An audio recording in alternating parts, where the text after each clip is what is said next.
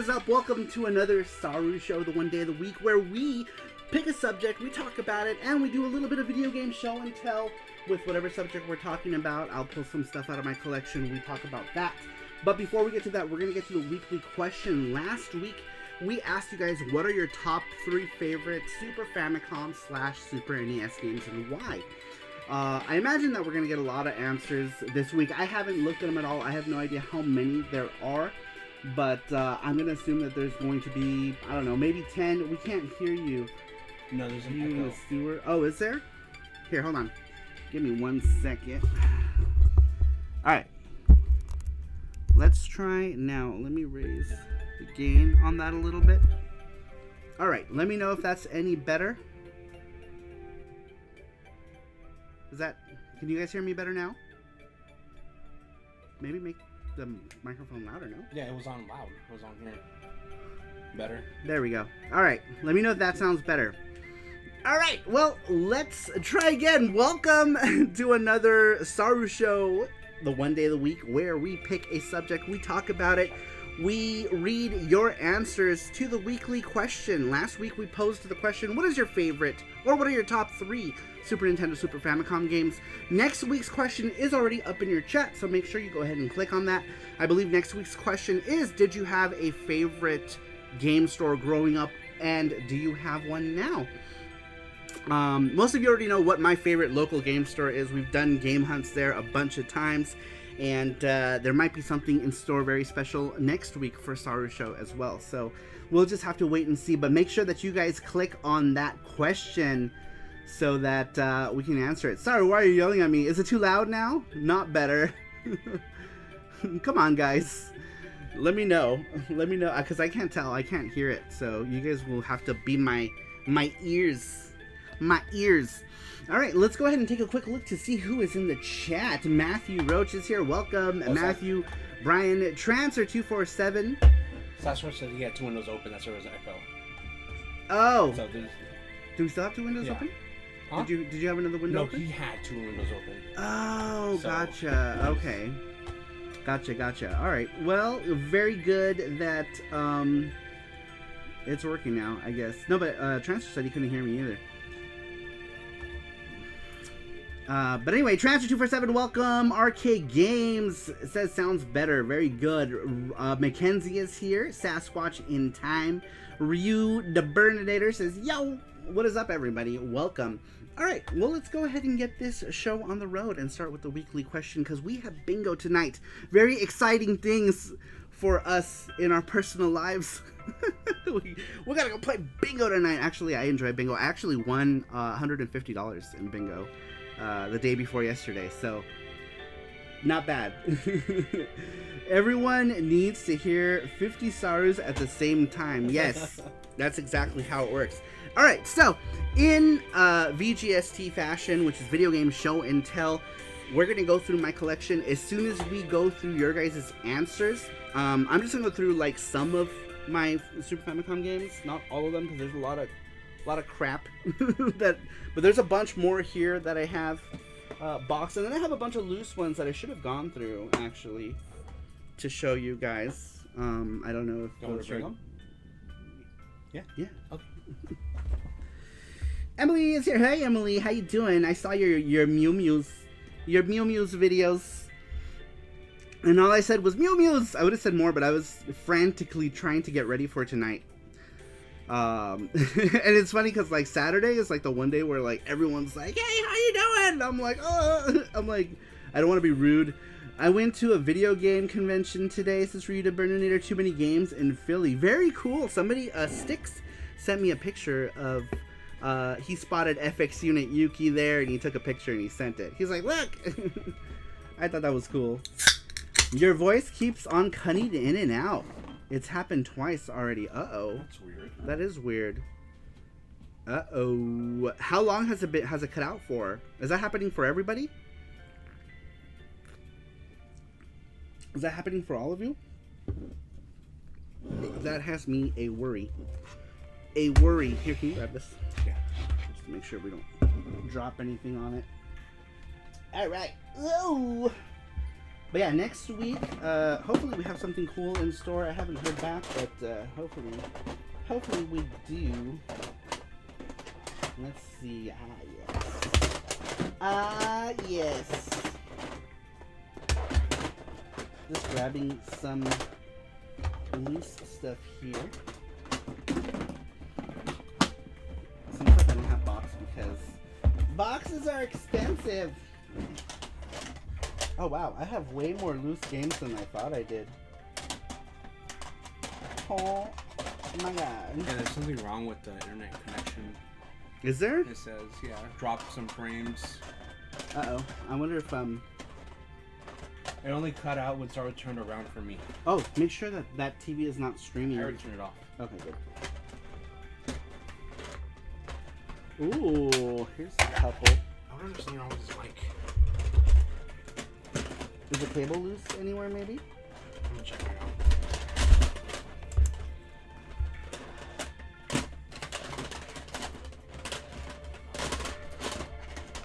The cable's good. Alright, let me know, you guys, if you hear anything weird. Move this over here. Do you hear all the clicking and clacking of loose parts? Is there anything? Hmm? Huh, I'm missing one. Ooh. Ooh. What are you looking for? Oh, yeah, What game are you looking for? Super Ghouls and Ghosts. Alright. Very good. Did you guys happen to open your box I sent by chance? No! No, not yet. We haven't even been able to go get that box. and thinking about it stresses me out. I've been at a high, not about the box, but thinking about like how little time we've had recently has been a stressful subject around the house right now. But because right now I'm trying to juggle way too much. I thought I would have more time when I didn't have a day job, and I still don't have time. I don't know how that is possible, but somehow it is. But yes, we'll probably go grab it. Shoot, at this point we'd have to go get it Monday because we didn't go get it beforehand. I don't want these. Okay, sorry. All right, so let's go ahead and get into it. Number one, by the way, you guys, when you guys answer the weekly question, make sure you throw in your username either at the beginning or the end, somewhere in there, just so that I know who it's from. Gleam doesn't necessarily tell us who it comes from most of the time. Love your hair, Saru. How's Jesse? Jesse's right here. He's flustered, not flustered. He's how do you say it? Catching his breath because he's been running around doing stuff for me. Let's see. Saw you digging through your box of instruments of torture. You can't make me play Pit Fighter. I should have pulled that out. That's in there. I have a loose copy of Pit Fighter. I should have grabbed that. Just so that we can melt it on stream together. We'll just melt. Where did this one come from? Do you remember who? Did someone gave us that one?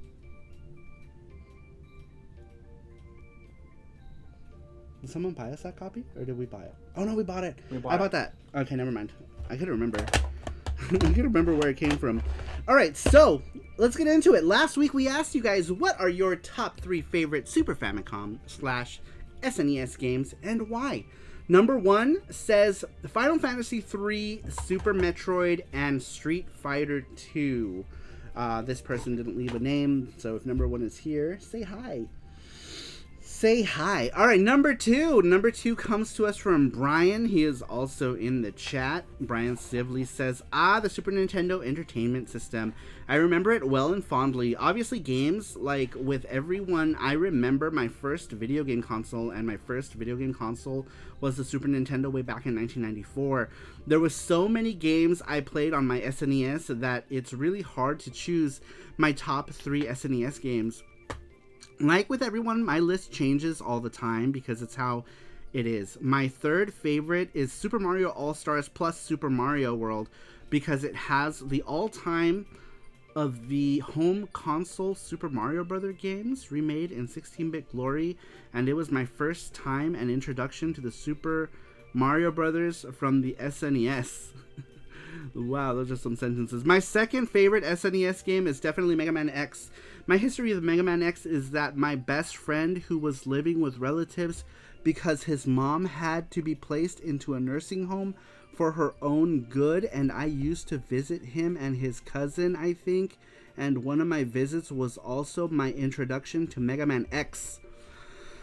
When I played it, it had an impact on me that I loved it so much that my best friend gave it to me. I'm still a Mega Man fan, and I play Mega Man X once in a while on my Super Nintendo, on the Nintendo Switch Anniversary Collection, and by now I've memorized it so much that I rarely need to go online to find weakness charts, lol. My first favorite SNES game is also my first game I owned, and it was bundled with my SNES on Christmas Day 1994, and the game is Donkey Kong Country.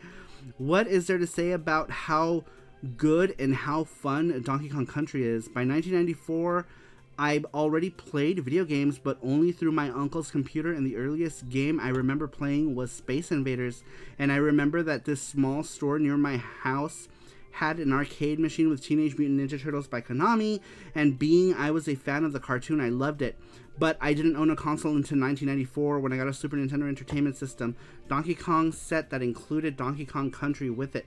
My favorite levels in it is easily the mine level cart, especially the minecart carnage.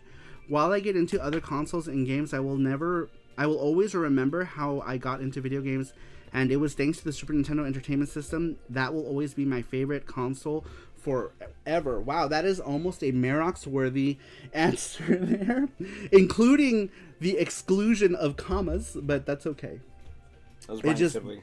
Brian Sibley. It just means that it just means I have to catch my breath when I can. All right. I was to say commas are your friend, but commas are my friend when I'm reading these. Brian says he's here. Cool. Super sweet. Very happy. What are you guys talking about right now? Who? Pit Fighter is hardcore, bruh. Is it really? Is it now? All right, moving on. Next one comes to us from Mackenzie. Mackenzie says, now we are playing with power. Superpower. I don't know a single person who says they don't like the Super Nintendo or the Super Famicom. I hate to ask, but what is it with the look of the North American SNES compared to the nice design of the European SNES and Super Famicom? At least it's very well built and dependable console, but the looks of the console don't really matter. It's all about the games, and the Super Nintendo definitely lives up to its name. It was really hard choosing only 3 games. It felt unfair. There's something for everyone on this console for them to enjoy. You got 2D platformers with tons, and I mean tons, of mascot characters that try to be the next family-friendly Mario or the next cool kid in town like Sonic, beat-em-ups, fighting games, and yes, RPGs. These choices were hard, as every month I'm always growing my SNES collection. My top 3 will have to be as follows. Number 3, Spawn the video game.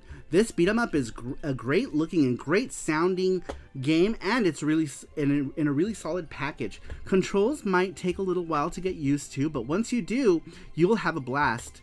Not a bad game from the lackluster publisher Acclaim. Number 2, Donkey Kong Country. This game just rocks. Definitely my most favorite 2D platformer on the console. It looks, sounds, and plays beautifully. Any day I'm having a sad day, I can pop in this game and it'll just brighten up my day. Anytime I have someone I know that is interested in trying out video games for the first time, I always recommend this game. First, it's challenging, but not so challenging that the game feels unfair, which makes it a great game to kick off any evening after a long day of work. Fun fact, Donkey Kong Country and Sega 32X launched the same exact day. Finally, for my favorite, it's gotta be X-Men Mutant Apocalypse. If you combine Final Fight and X-Men with some Mega Man X elements, you get this game, and it's terrific. Huge character sprites, beautiful backgrounds, and not a bad story. As this is an X-Men game, and it makes this a game to stand out on its own merits. You got Wolverine, Gambit, Beast, Psylocke, and Cyclops. Where's Rogue? She's such a babe, and I definitely would have preferred her over Psylocke, or definitely Scott. Hey, I like Psylocke. I mean Cyclops. Anyway, the gameplay is really good and solid with really solid music. It's Capcom in their golden age, so I expect nothing less. If anyone here hasn't played this game, I highly recommend it, and it's cheap too. I got my copy loose for $15 Canadian. Compared to other Capcom games, I think it's a good price. I think it held up in Saru and Jesse long enough, so I will end it here. Drops mic and awkwardly leaves stage left, says Mackenzie. Oh, excuse me. The best X-Men story of all time, Mackenzie, is the story of Love Blast. No. This is the best X-Men story right here. Why isn't there an SNES game based on this story? No. But yeah, I'll have to check out X-Men Mutant Apocalypse. Some really popular faves there for sure. Final Fight and X-Men with some Mega Man X elements. That's interesting. Yeah, I definitely need to check that one out. I don't really know of it. Let's see here. Cypher is here. Welcome. He says the SNES is my favorite retro console. Very cool. Let's see. What did I miss here? Socket Monsters. I didn't see you slide in. Hey, Sockets. And Objection. Welcome, you guys. Welcome in. Welcome in. If anyone wonders what this thing is, this is our Charm Goal. And a Panda. Yes, the Panda is over there collecting games. This is our charm goal for the next charm. It's going to be one of these acrylic charms. That'll be just like that. But instead it'll be that diamond there with all the Super Nintendo characters. And the $20 gets your charm and name on the package as someone who pre-ordered the charm. Or a charm sponsor, if you will. And or you could just wait for it to land on sarumar.com. Usually about a month after we've sent them out to SaruPro people. And you can buy it there for $12. Never played SNES Spawn. Also, Psylocke is the babiest babe around. Rogue is literally an untouchable babe. That is true. I like Psylocke. Psylocke is cool. I think she's a cool character. Love your Mega Man shirt. Isn't it cute? You too can get your own Mega Man shirt in the description below if you want to click on Teespring.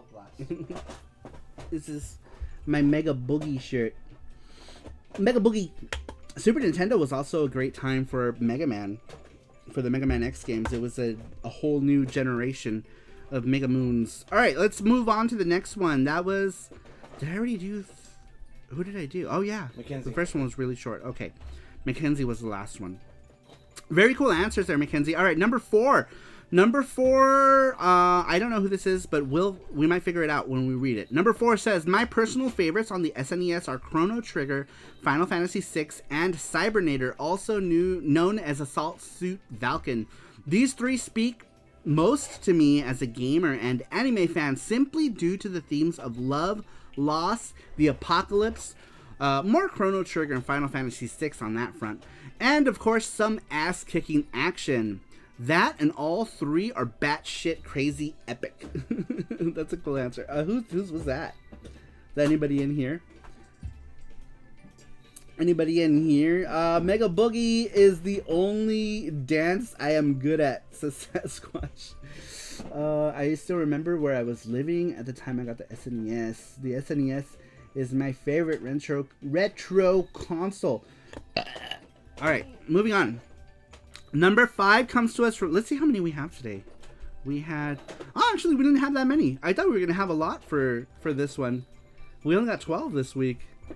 I'm surprised. We got more in the PC Engine one than we did on Super Nintendo. I thought we were gonna have less. I'm gonna see right now if any more did it. Oh, okay. Jess gonna see if anyone else dropped any more. Sometimes a lot of people will do it like the hour before we go live.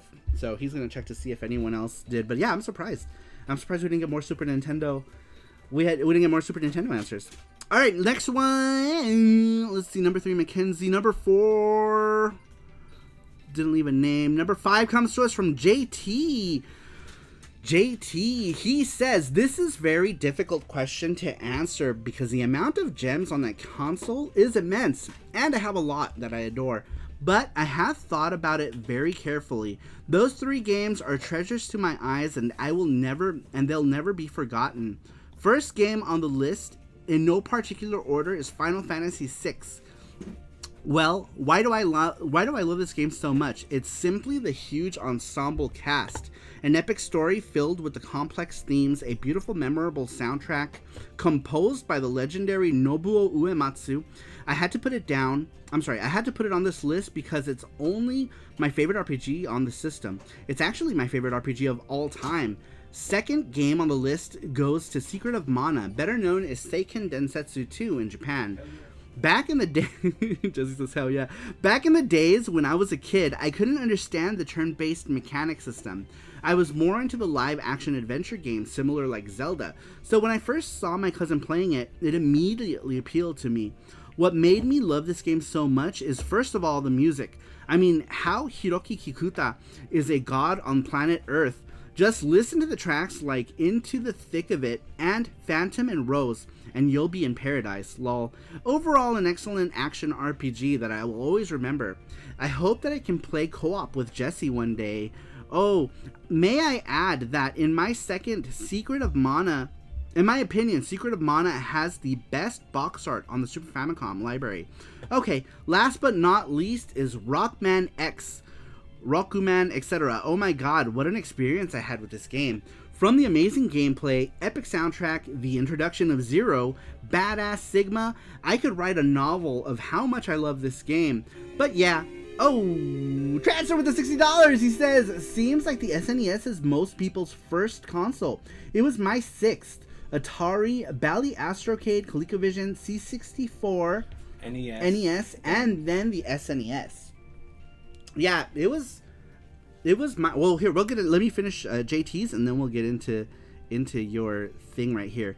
JT says, but yeah, it had to be on my top 3 SFC games. Finally, here are some honorable mentions. 4, Super Mario World. 5, A Link to the Past. 6, Rockman 7, Shukumei don Taiketsu. 7, The Ninja Warriors. 8, Tales of Fantasia, and many, many more, lol. But these are my main favorites, says JT. Very cool, JT. I knew for a fact that it was going to be Rockman. Everyone in the crew knows that JT is a big fan of the Rockman series, so that is no surprise. But it's cool to see all of his other choices and honorable mentions. Seiken Densetsu 2 or Secret of Mana is Jesse's favorite, one of Jesse's favorite RPGs of all time, as well as Zelda. Let's see here. There's Jesse with his Zelda. He's got his boxed Zorldos. He's very happy. Transfer says that the SNES was his 6th console. Let me see. Oh, there it is. Yay. All right, let me see. My first console was an Atari 2600. And then what was after the Atari 2600? Was it the NES right after? I think so. Atari 2600, NES, and then I got a Famicom and a Supercom. Though I think that's all one. They're all NES. So we'll just say Atari, NES, Sega Master System 2, Super Nintendo, TurboGrafx 16, Sega Genesis. Yeah, so Super Nintendo was my 4th console. Okay. I was trying to think. You guys remember a SNES game called Congo's Caper? That was one of the first SNES games I played. It's so good. How funny that you say that. That was actually one that I bought imported back in the day. I'm trying to find it. There it is. There it is. This was... boom, there it is. What's up, Randrick? This is actually my 2nd copy of this game, because my first copy, unfortunately, got pawned with all of my Super Nintendo games. My mother pawned it after I got my TurboGrafx 16, because she was of the mind that if I had a new console, I didn't need the old one anymore, and that's just the kind of thing that she did whenever that happened. The only reason she never pawned my TurboGrafx CD stuff is because my dad helped buy that with birthday money and Christmas money, and so even though my dad bought the Super Nintendo, she still pawned it. Yeah.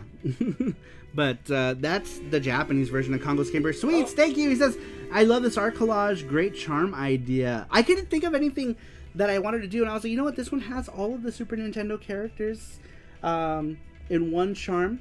A good number of them. A good number of important ones. If they weren't important ones, they were important ones to me. Like, someone was like, why did you put the girlfriend Super Ballas on there? It's because I like Ballas. Because I like it, that's why. We're going to give away a free charm today. Yep. Oh, yeah, we're doing a free charm giveaway courtesy of Transfer. Thank you so much, Transfer. Transfer always donates towards the cause, but never wants the charm. So, we're going to go ahead and do a charm giveaway tonight in the name of Transfer247. Thank you very much, Transfer. Once again, for that, I really appreciate that. And we will be giving away a charm. So, make sure that you enter that link. Jesse is going to link it here in a bit. And we'll do a giveaway. That same link will work for the other giveaways that we'll do as well. We're doing Gachapon today. We're going to do Spin the Wheel today. Spin the wheel, really? Oh, okay. Spin the wheel then. For everyone? For anyone? Yep. Cool. Cool. There's lots of cool stuff on the wheel. On the Wheel of Death. Transfer Dono. Wow. Never played Bally, Astrocade, Coleco, or C64, but would love to someday. Says Sasquatch to Transfer. Mega Man X and Star Fox says face. GT Beakerman's welcome. He says woot. Alright, there is the link, wherever your chat is, to the charm giveaway. You can pick any charm that you want if you win, courtesy of Transfer. We have tons of charms and keychains as well. Some of them are keychains. Some of them are charms. Most of them are charms.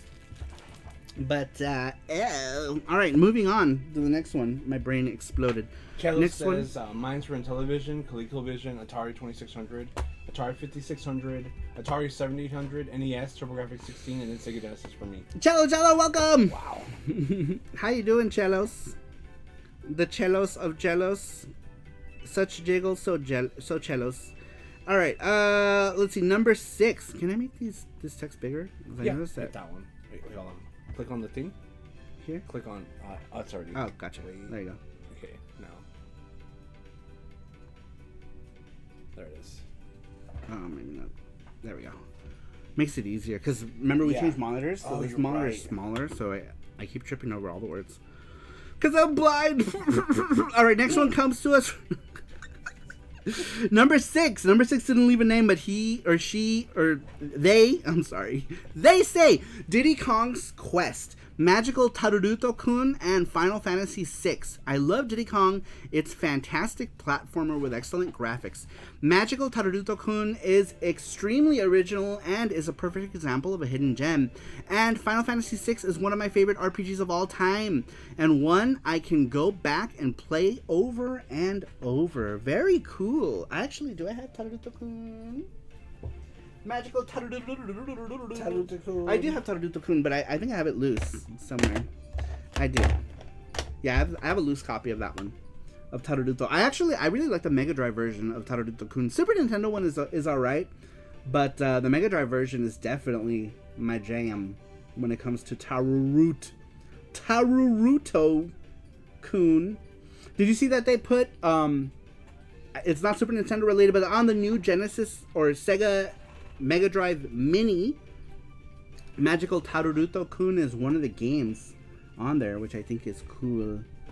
Which is very cool. There we go. Every time I move this, I mess it up. Yes, that is Zelda.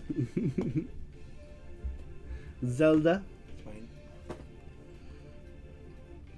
I'm great. Thanks for asking. How's everything with you tonight? Sorry, and Jesse. Everything is good. Zelda. I mean, good. Zelda. Everything is good. Jesse's family is still here, so we're like entertaining and stuff. And we're gonna go play some bingo after tonight's show. Exciting!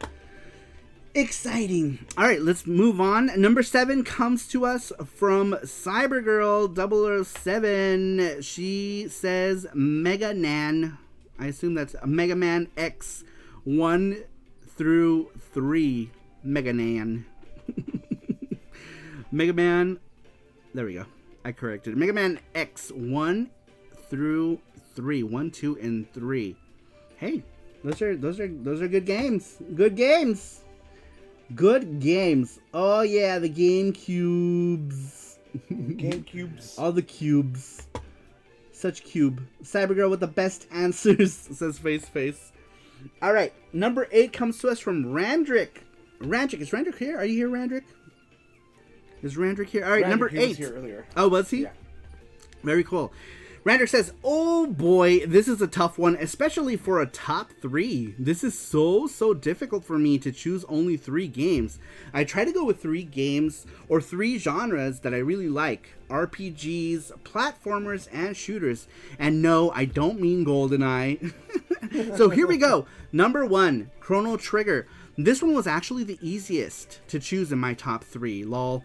Number 2, Castlevania 4. This game was such an upgrade to the Castlevania series I never had as a kid, but I rented this game probably like 20 times, if not more. Number 3, Area 88. Probably the shooter I played the most on the Super Nintendo as a kid. Good music, and you could buy things and upgrade your jet.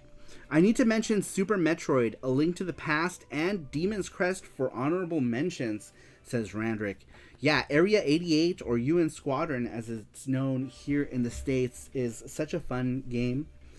Such a fun shmuppy shmup. Castlevania 4, man. When you first played that game and you heard that music in the beginning, I was like, oh, this is superpower. It sounded so good.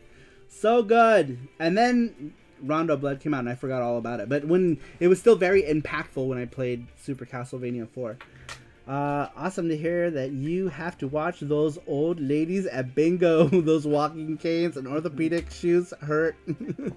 I know. Don't forget people in their walkers and wheelchairs and seat cushions. I can't talk. I have a seat cushion right now.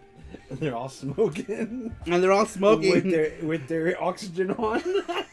That's true. Like that one person just, I was like, how's that work? How does that work? They're like, it says, oh, sorry, I was wearing your shirt today at the amusement park, and some girl knew exactly what it was. It was huge. Really? It was hype. That's cool. That's amazeballs. What shirt was it? I'm curious. I am so curious. That's awesome. Socket. I love hearing stuff like that. It makes me a warm inside. It makes me warm and fuzzy.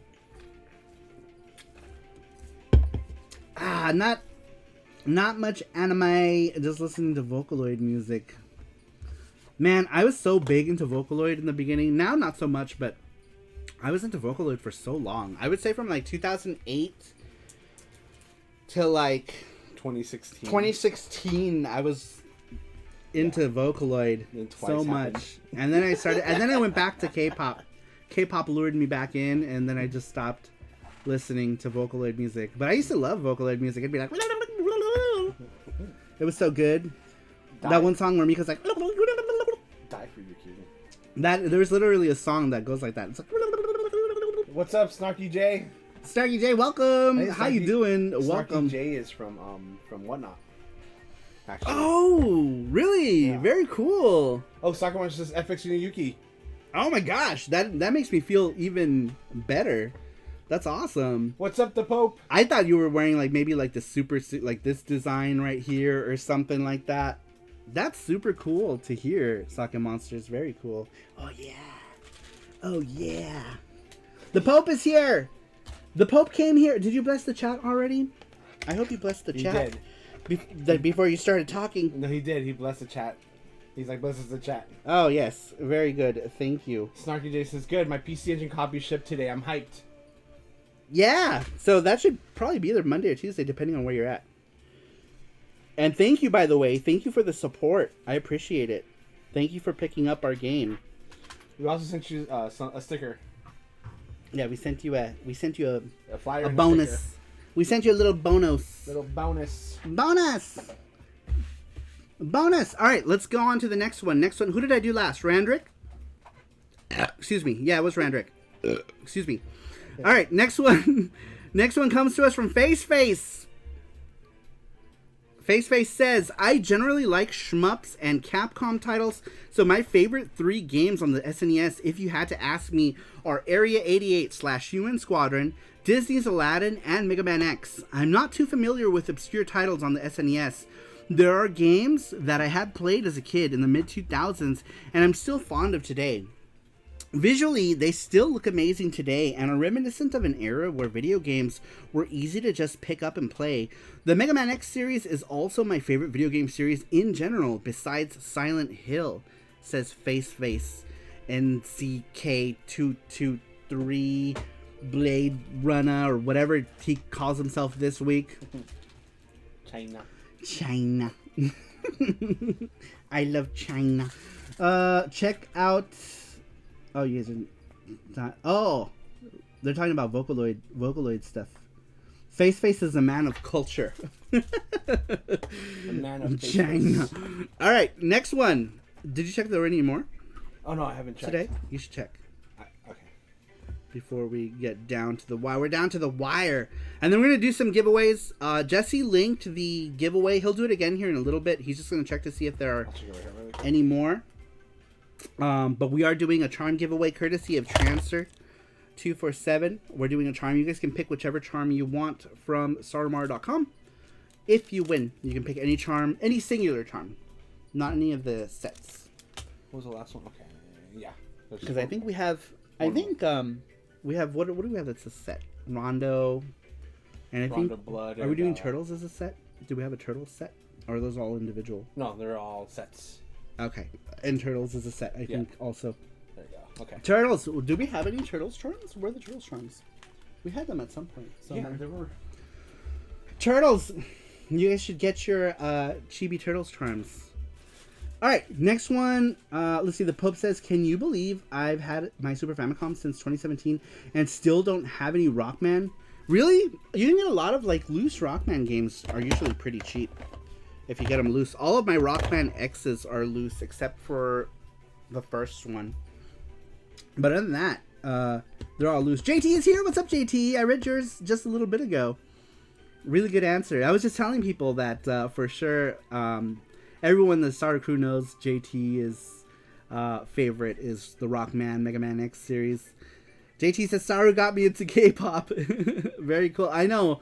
I'll post. We have a K-pop section in our Discord. Oh, there's turtles. Turtles. Look at all these turtles. We bought them all as, we did them all as sets. So is this one set, or are these all just Donatellos? Jeff Allison, he just added, okay. Oh, Jeff Allison. Very cool. All right. So I'll show you these. Jesse's going to add some more. Look at these. Look how cute these are. They're so cute. Oh, we have new charms. Yep. We have new charms, too, by the way, you guys. You guys want to see the new charms? I'll show you the turtles first. There's Donatelli.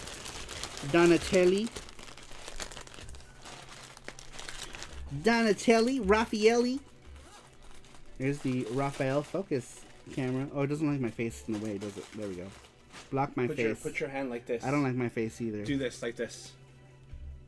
Like this, look at it. Oh, yeah. Oh, yeah. Jesse's smart boy.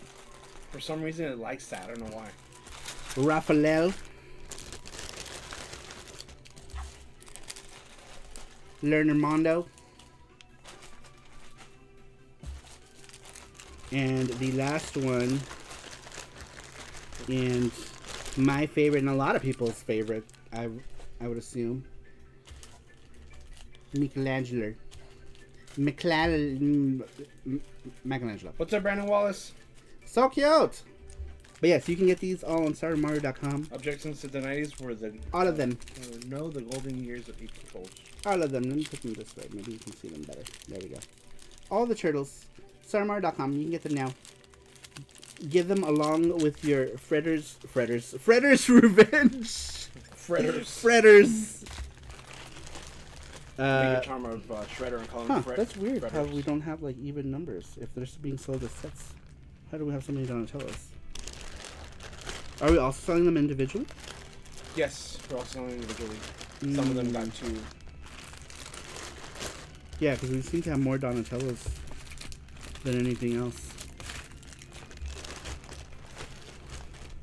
And then, yeah, I guess so. Wow, is this all the new charms we have? Yep. Oh, yeah, we did all these Pokemon ones. All of the Pokemons. Do you guys want to see? Look! We did all the, like in the Pokemon Rangers style. Charmander. Squirter. There we go. I gotta hold it up like that. Let me show Charmander again. Char. Sorry. Charmamalam. He's not showing up. Oh yeah, and then these are all the people who donated to the cause. And Bulbamar. Bulbamar. Ballasar. Bulbous. Here's one of my favorite recent ones that we did. This is a the world from Magical Drop when we did the puzzle game one. I would like to do more of these in this like tarot card style. Why won't you focus? There we go. There we go. Big fan of Magical Drop. Cute boba. And then we have a bunch of other ones. We have a Link Chibi one right here. Link. We have a Pika. Fat Pikachu. We've got Opa. Is that a different Link? No, it's the same Link. Same one, and sorry. we have Samusu. Cute little chibi Samus. Focus. As soon as I show my face, it messes up. So cute. Oh, he says Nintendo Power. Says Randrick. Thank you, Randrick. And then that's the next acrylic charm right here. That's what people are putting money towards. So basically $20 gets your name on the charm, on the back of the charm package like that. And the charm as well. Or you could just wait to get it on SaruMaro.com when we put them up on there, and they're $12 there. And you can buy it there. Cool. All right, moving on. Did you check to see if there were any more? No, no, yeah, I was doing this. Sorry. That's okay. All right, number 11 comes to us from GT Mode 7. That is GT Beakerman. GT Mode 7 says F-Zero for super high-speed racing and heart racing bumping music. Final Fantasy VI for my first JRPG memories and fantastic orchestral score. Space Megaforce for legendary compile shooter heritage. Gameplay reminiscent of Blazing Lasers. And very unique funky soundtrack. Sorry. Says GT Beakerman. Very cool. Yeah, Space Megaforce. Oh, we did get we got some more. We got a sassy answer and Jalisco. Jalisco. My bad. It was hilarious. Trencher says, how many people show up to your whatnot but have never been to the YouTube or Twitch channel? All of them, like, only the people who are Saru crew. Otherwise, nobody knows who I am or what I do. People, like, on whatnot, they jump in and out. And the only time, anytime, if someone happens to hop in and they hear that we were the people who made FX Unit Yuki, they're like, oh my god, you made FX Unit Yuki? A lot of people just come for the giveaway, but they don't know that we're the person who are making the game that we're giving away when we do it. Someone said, we showed the game, and someone was like, oh, I played that game at my cousin's house. Yeah. And you're like, I made it. You're like what? Like, yeah, and that person was like, whoa, that's crazy. And, yeah, that happens a couple times. But that's only usually when I'm plugging the game, which I only do when we do the giveaway. I'll say this is, we're giving away this game that we made. And that's pretty much the only time, but mostly nobody knows. Nobody knows who I am. People barely know who I am here, so I would expect them to know who I was even less on whatnot. I do have F-Zero. Got it in my last haul, says the Pope. F-Zero is so good. The music is super good. Beakerman is absolutely correct. I can hear the music right now. You know what? Let's listen to it. F-Zero music. Let's go. Let's go, F-Zero. F-Zero. Right now. just his dancing. Here we go.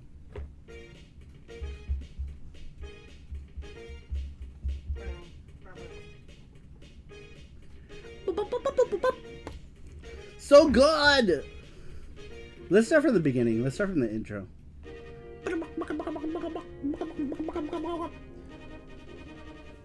The Rumble Rick, welcome. Mackenzie says, sorry, you should be like, as a matter of fact, FX Unit Yuki, Sarumaru, that's a name I haven't heard in a long time. SNES has so many good musics. Favorite track of F-Zero? It's the one that everybody likes. That not this one. Which one is it? Not that one either. Where is it?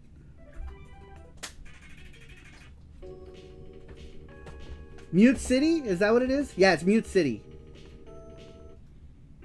Yeah, this one. Boom, boom, boom, boom. This one's so good.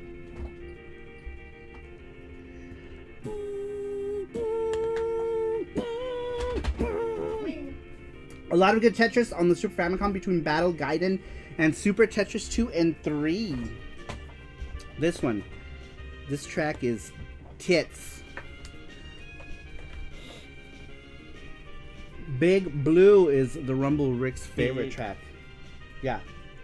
This one is my favorite, and of course, like a bajillion people's favorite, right?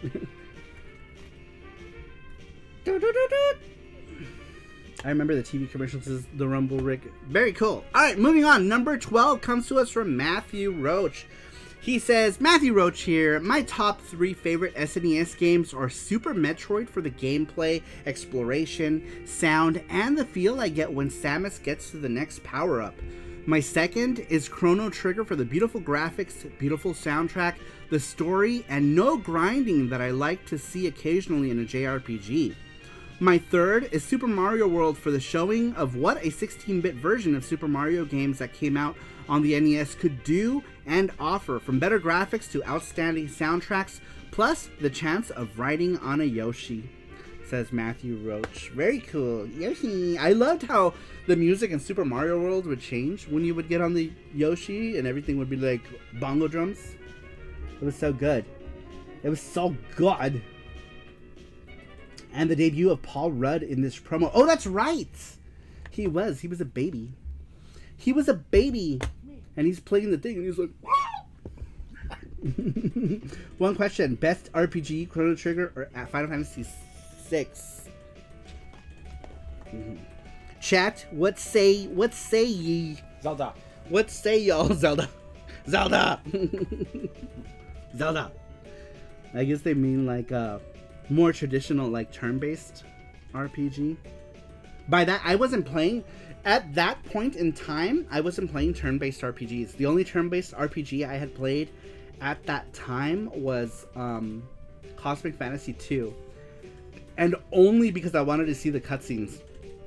Otherwise, I probably would have never played that game because I wasn't into turn-based games, and I found it super boring. Like, I found the gameplay so boring, but the cutscenes were so good that I mustered through it. I mustered through Cosmic Fantasy 2. But at that point, I was not really playing turn-based RPGs. Not until Final Fantasy 7.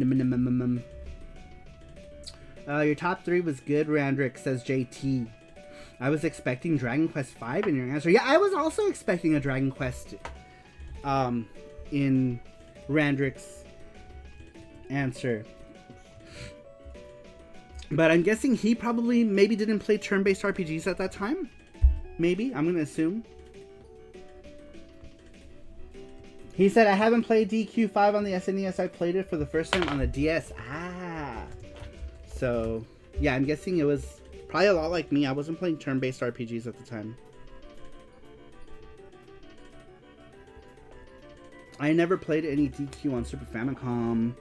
Yoshi's Story is one of the reasons why I kept my N64, it says Cello. What's the little song that they sing? What is it? What does it sound like? It sounds like something lewd, right? Like they're saying something lewd in that. Yoshi? Yeah. Something ass off. What? Something ass or something. Right, doesn't it? And best OST? Or asshole. Asshole, I believe. Best OST for all versions of Street Fighter 2. All Street Fighter 2? Can it include Street Fighter Alpha 2? Because that would be my favorite. Street Fighter Alpha 2 had an amazing soundtrack. Amazing! It's Apple. It's so sweet. It's Apple. If we're talking about, like, best console version soundtrack, I think I remember the 3DO having a really good one for Super Street Fighter. Super Street Fighter 2 Turbo X, whatever you want to call it. Alright, let me lower this just a little bit. Let's start from the beginning again. Bing, bing bong. Alright, where am I? Number 13 comes to us from Sasquatch. Sasquatch says, the Sasquatch in Time experience with the Super Nintendo was a little bit of a weird one. I didn't get a system until much later in its life. My parents had bought me an NES, and that was the only system I could have for quite some time. I loved my NES, but I still had some limited opportunities to play the Super Nintendo. Every time I went to a store and saw the console kiosks, I would run over and play. Super Mario World was the first, and I absolutely fell in love.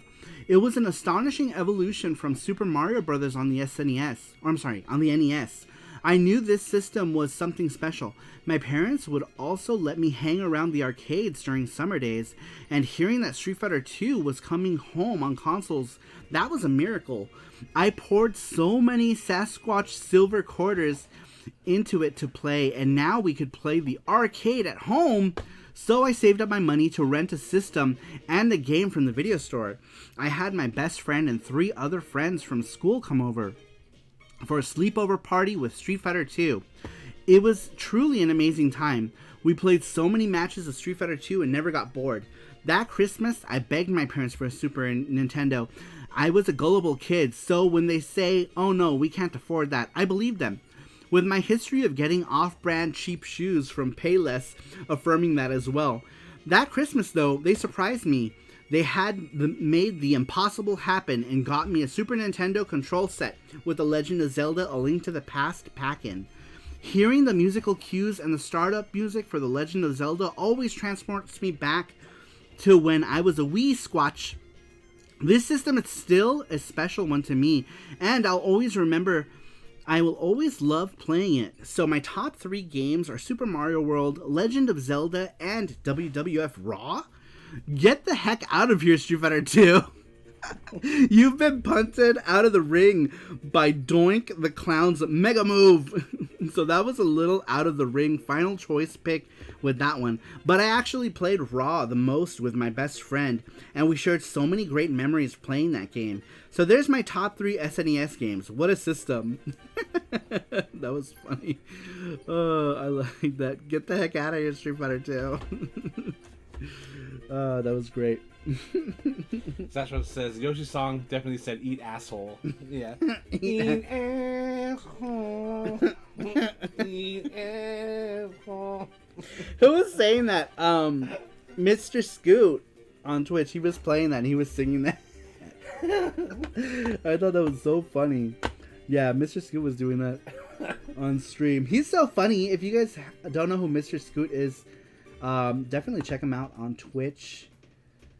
Check him out on Twitch. If someone can grab Mr. Scoot's link and paste it, that would be awesome. Hilarious streamer. So funny. And if you stop by, tell him Saru sent you or Saru says hi. We discovered him because he was playing our game live on stream. And that's how we discovered who he was. He just randomly decided he was going to play FX Unit Yuki on the PC Engine. And that's how we found him. He played our game.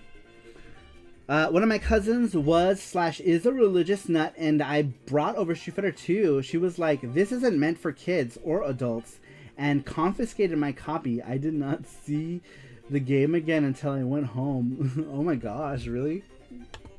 That's hilarious. Well, I mean, not for you, but I mean, it's just a funny story. There it is. Very cool. Oh no, that's. Oh no, that's a link to the SaruPro. Oh, there it is. Sorry, very cool. There it is. Thank you, Matthew Roach. Thank you. And that link also is where you can join the Saru Crew. So if you're not a member of the Saru Crew and you want to join and get all kinds of cool benefits that are like a hidden gem, or they could be to a lot of you, a secret resource, join the Saru Crew. You go to Discord where everyone stampedes, says hi. And as soon as you jump in, you're bombarded with a bajillion welcomes, and then you immediately leave because your social anxiety kicks in, and you leave the crew. That's happened, actually. I don't remember who it was. Do you remember? Somebody joined, and then everyone was like, welcome, welcome, welcome. And then they left the Discord, like, immediately. I was like, oh no. Too much. Too much. But yeah, we have fun. We have fun, and it's like such a great place for deals. Our Discord. SaruPro is a big value, and I am a cheap ass Sasquatch. See? Take it from a cheap ass woodland creature who has to save all his monies because he is a woodland creature. Do you know how hard it is for woodland creatures to make money? They have to put on shows in the wilderness. We just love to welcome new people, says Matthew.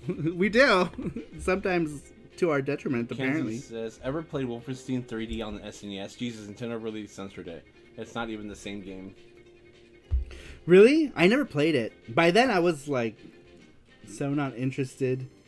It was later, right? It was later Super Nintendo, I want to say. Pope says, I'm inviting her to my Street Fighter 6 launch party. Says Pope. Oh, one of my cousins was a religious nut, and I brought over Street Fighter 2. Yeah, I read that. I thought that was funny. But I said not for him, obviously. But you be graced with my wit in the SaruPro Discord, says objection. Sashra says, a woodland creature wearing Payless shoes. Hey, I wore almost exclusively Payless. What's Payless? Shoe Source. I'm just kidding. Payless Shoe Source? Do you remember those? Yeah, I used to. They were around for a while, actually. Shopped there since I was little. Yeah. That's where, like, all of my shoes came from. And that was when I got, like, fancy shoes. They would come from Payless. Otherwise, they came from a place called El Piojito. Right, Jigger. Saramaru, you remember when we started joking about the manhole game and things went silly real quick? And there was like 10, 15 people who dropped? Because you said, I'm going to show everyone my manhole. Yeah, we went, it was, yeah. And like 15 people dropped off the live. Oh no, they're dropping off now. But yeah, we were talking about the PC Engine. There's a game called The Manhole on the PC Engine, which is like a point-and-click adventure game based on an old PC game or Mac or whatever, right? And we just kept making jokes about the manhole, and people were dropping off quick. We will forever remember that day, because there was only like, I don't know, like 6 people left over or something. Every Saru dollar donated will go to Sasquatch in need. Your contributions will never be forgotten. Let's see. My cousin, her son, runs a pinball hall. I'm thinking of setting up a party there for Street Fighter 6, depending on what I get it on. That's cool. That's cool. That's awesome. That sounds like fun. What everyone should know is the game The Manhole. It was one of the first CD-based games ever. Was it? On CD, on computers? On computers? On a computer. Alright, moving on to the next one. Next one comes to us. Oh, this might be our last one. Yep. Actually. Alright, the last one comes to us from Jeff Allison. And then after this, we will do... What are we doing after this? The charm giveaway? We're going to do Gachapon. Gachapon? Yeah. Okay. After this, we're going to do a Gachapon giveaway, so stick around. Jesse will repost the link before we do it. If you haven't had a chance to enter, you can enter. Alright, but the last one comes to us from Jeff Allison. He says, as a kid, I would have answered without hesitation Chrono Trigger, Secret of Mana, and Final Fantasy VI, as JRPGs are my jam. Now as an adult, I still hold these games in very high regard, but having branched out into imports, I would have to add Ghost Sweeper Mikami and Clock Tower to the list. Just amazing games with very unique settings. Oh my gosh. Jeff Allison was actually the person who got me into Ghost Sweeper Mikami, because he let me borrow it, and then like our post center lost it, so I had to buy my own copy, and then they found it. So then I got my own copy of it, which I don't mind at all, because the game is great.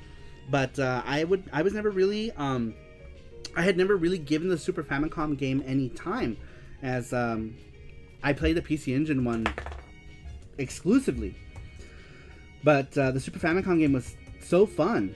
PC Engine game is like a card battle game, and it plays out like scenes from one of the arcs, or a couple of the arcs in the PC Engine game.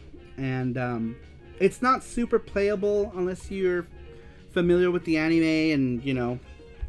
But Ghost Super Mikami on Super Famicom is very easy to play regardless if you know anything about it. regardless. Sweets, one more. Right here. Sweet like sugar. Ah, cool. We have one more. Very cool. All right, double check that list. See if anyone else last minute drop-ins, because sometimes that happens. All right. Next one comes to us from Sweet Like Sugar. Sweets says, my top 3 games, if I had to pick... You can use it.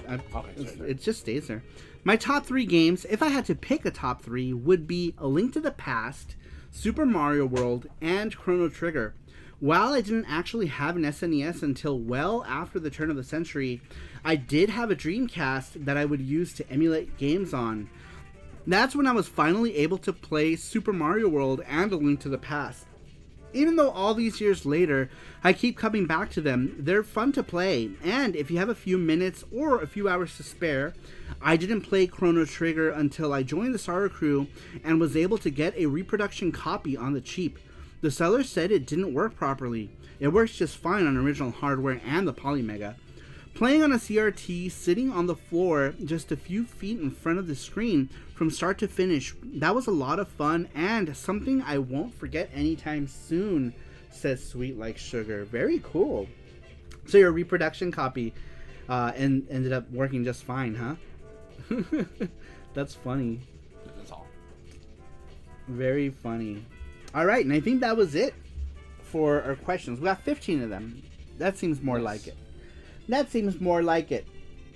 Mackenzie says, I'm not sure if you're interested in Shin Megami Tensei, but if you are, highly recommend trying out the game If.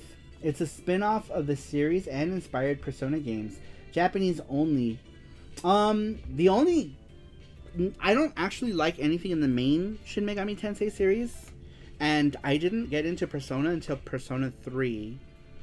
When I saw a friend playing it, and I was like, this seems interesting. And so then I bought P3 Fest, and then I went back to play Persona 1 and 2, and I didn't really like them. I mainly couldn't get into the art style, which was like the original art style for all the Shin Megami Tensei games, right? And yeah, I couldn't get into it.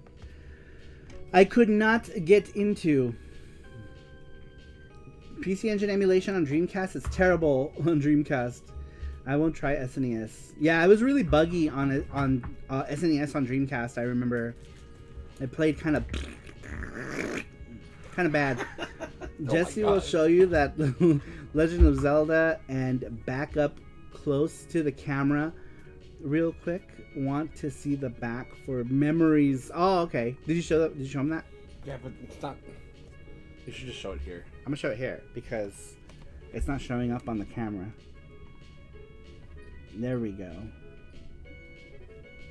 Why won't you focus? I think because it's shiny. Yeah, it's because it's shiny. It doesn't like anything reflective. It's no like reflecties. I'll put it out of the box. Jesse got a copy of Chrono Trigger There we 2. go. There was 2 repos for a great deal, even a repro. Chrono Trigger! There it goes. No! Stupid camera. Stupid camera. Your focus. I don't know why this thing has so much trouble focusing. If you turn off the autofocus though, everything looks like a dog licked the lens. It looks all smeary. Schmeary. Schmeary schmear. Jeff Allison gave this to me. For my Yeah, birthday. Jeff Allison gave that to... Thank you, Jeff Allison. To a panda. To a panda. Alright.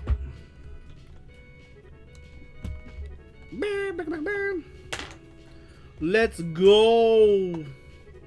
It's Gachapon time. It's Gachapon time. It's Gachapon time. Alright, here we go. Jesse, who is our winner for the Gachapon pull giveaway? It is Sweet Like Sugar. Sweet Like Sugar. Sweet Like Sugar, you are the winner of the Gachapon Ball. I thought you said we were doing the wheel. No, because I couldn't. I thought I couldn't find the Gachapon, but it was like right in my face. Oh, you couldn't find I couldn't Gachapon? find no. So I was like, oh. Well, I mean, she can pick. Yeah. She's elite, so she can pick whatever she wants. Do you want Sweet Like Sugar? Do you want the Gachapon or do you want Spin the Wheel? You can pick. I win. Is this thing rigged? There's only like 4 people who entered. Oh, wow. Oh, wait. Now 8. I guess that makes the chances really good. All right, Sweet Like Sugar, you are the winner.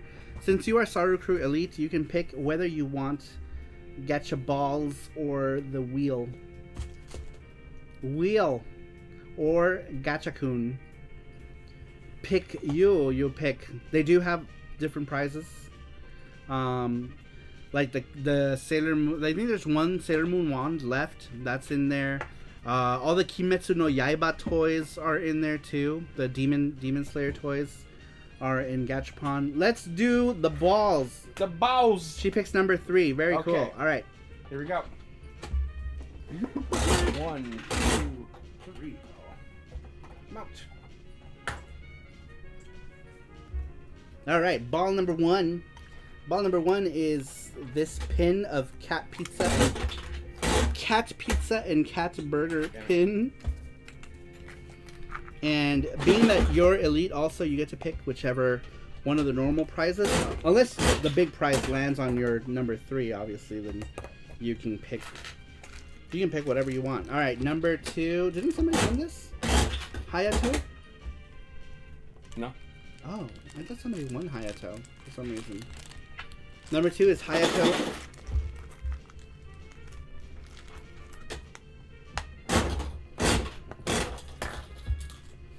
For some reason, all right. And number 3. No, they had to pick something else. They picked Dawson. Oh, they did. Yeah. Oh, okay. It was Sasquatch. Number 3 is this, a charm that I made. Oops, the Mega Man hard hat. Metal. Oh no, not this one. And nothing in it. Really? Yeah. My bad. It's empty. Way to go. We need to put some more stuff in that one, like more little stuff, more little things. There we go. All right, ball number 4. Ball number 4 is big prize, which has to land on the number that you picked. All right, and because she is SaruPro Elite, she gets 2 bonus balls. Oh yeah. Sorry. Jesse.exe crashed. I know. Panda.exe crashed and needs to reboot. All right. Next one Sorry. is another charm. This is Roby-chan. It's a Rob the Robot thing I drew. So cute. There it is. All right. And the other bonus ball is this cute oolong. Oh my god, this is so cute. Oh, is it both of them? Mm-hmm. Do they have a stand? Yeah, they have a stand. They have... What? That's so cute. Look at it's Oolong and Puar from Put your hand like this. From Dragon Ball. There it is. Now you can see them, kinda. Yeah, there we go. See. All right, so you can pick any of these, except big prize. So number 1 was, let me show you again. Enamel pins of cat burger and cat pizza. There it is. Enamel pins. Look at his face on the pizza. It's like, meow, eat me. Number 2 was Hayato from the Capcom collection Gachapon. Number 3 was this Mega Man charm. That Says, I picked meow pins. All right, very cool. All right, these go to Sweet Like Sugar. These will just get thrown in your Saru box next week. Next week, I'm gonna start setting out stuff. We haven't been able to like get anything together because we've been busy with family and things. So yeah, next week is when we're gonna send out the boxes. Super late, I know, but please bear with me. Snack boxes are also going out next week. We also as had well. COVID too, so Yeah, and then Jesse got COVID. It was just he was taking care of Sarah was taking care of me. it was a whole thing. It was a whole thing. I did take care of the panda. You gotta pick the cats. Right? Yep. Were you surprised? I was not surprised. I was pretty sure that she was gonna pick those enamel cats. Enamel Cats. Does this mean a new round of voting too? Yes, it does, actually. Did we vote again? We didn't we? That was the last... Turtles was the last thing we voted on. Right? Huh? We haven't voted on the next one yet, huh? No, not yet. Yeah, so that means we should get ready to vote on the next print club stuff for next week. For anyone who is new, I do have a print club. If you are new, say hi. If you're new in the chat, say hi. If we have any first time chatters in here, say hello.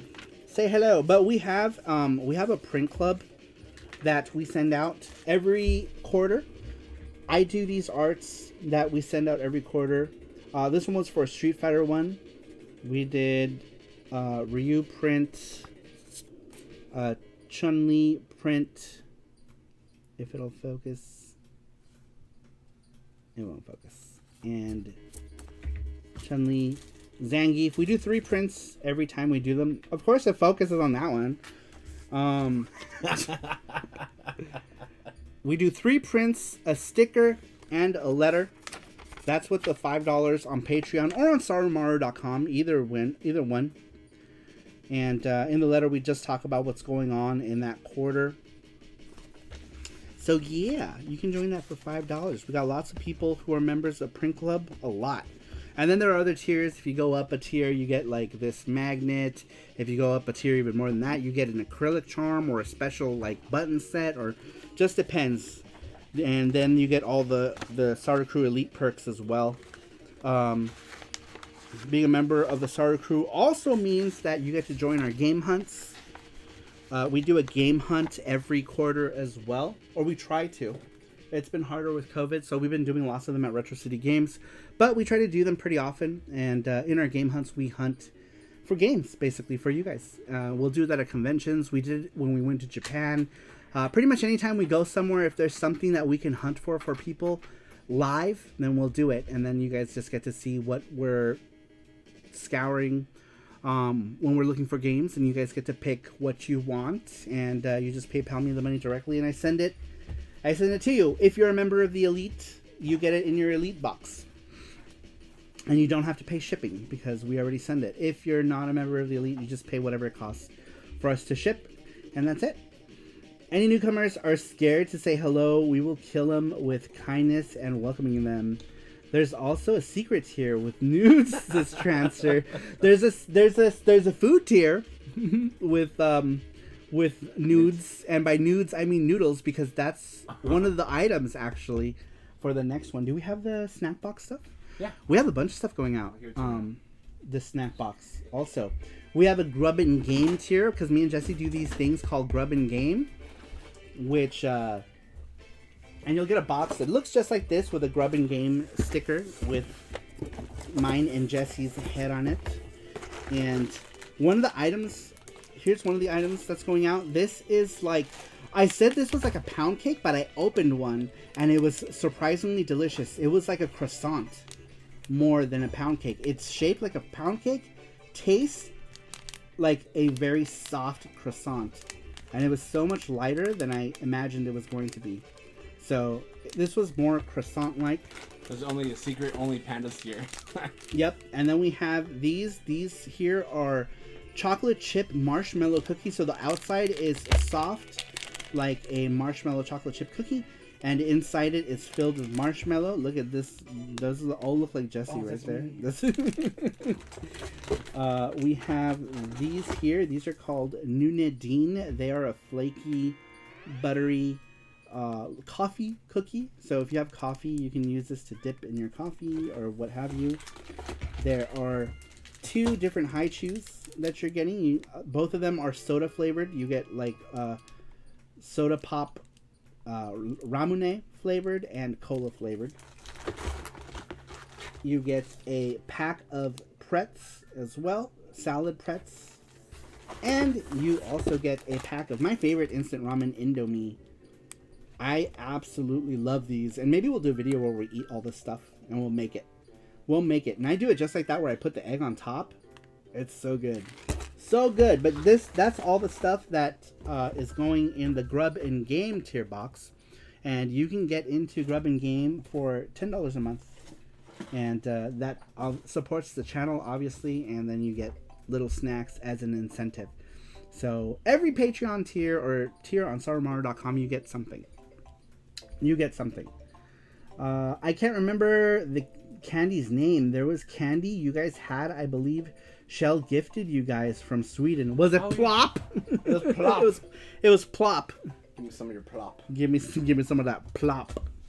Give me some of that sweet Plop.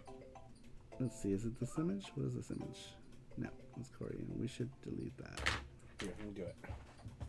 Clean this stuff up. Remove. Yes. Oh, there it is. There it is. All right, but yeah, we do a Grubbing Games here, so make sure to hop in. Arcade Games is here. What is up? He says, not to mention the newcomers have to learn the safety word. This is Russ. I see a panda by the Dreamcast box. Oh, you do. There is a panda up there, and a hamster thing that's squished over there too. Am I blocking it? No, the thing. This thing is blocking it. Oh, okay. There's like a little squish. See the little squish hamster right there? Squish, he's so cute. So cute. All right, so we went through all of them. Now we're going to go through some of my games here. Let's start off with some of my loose games here.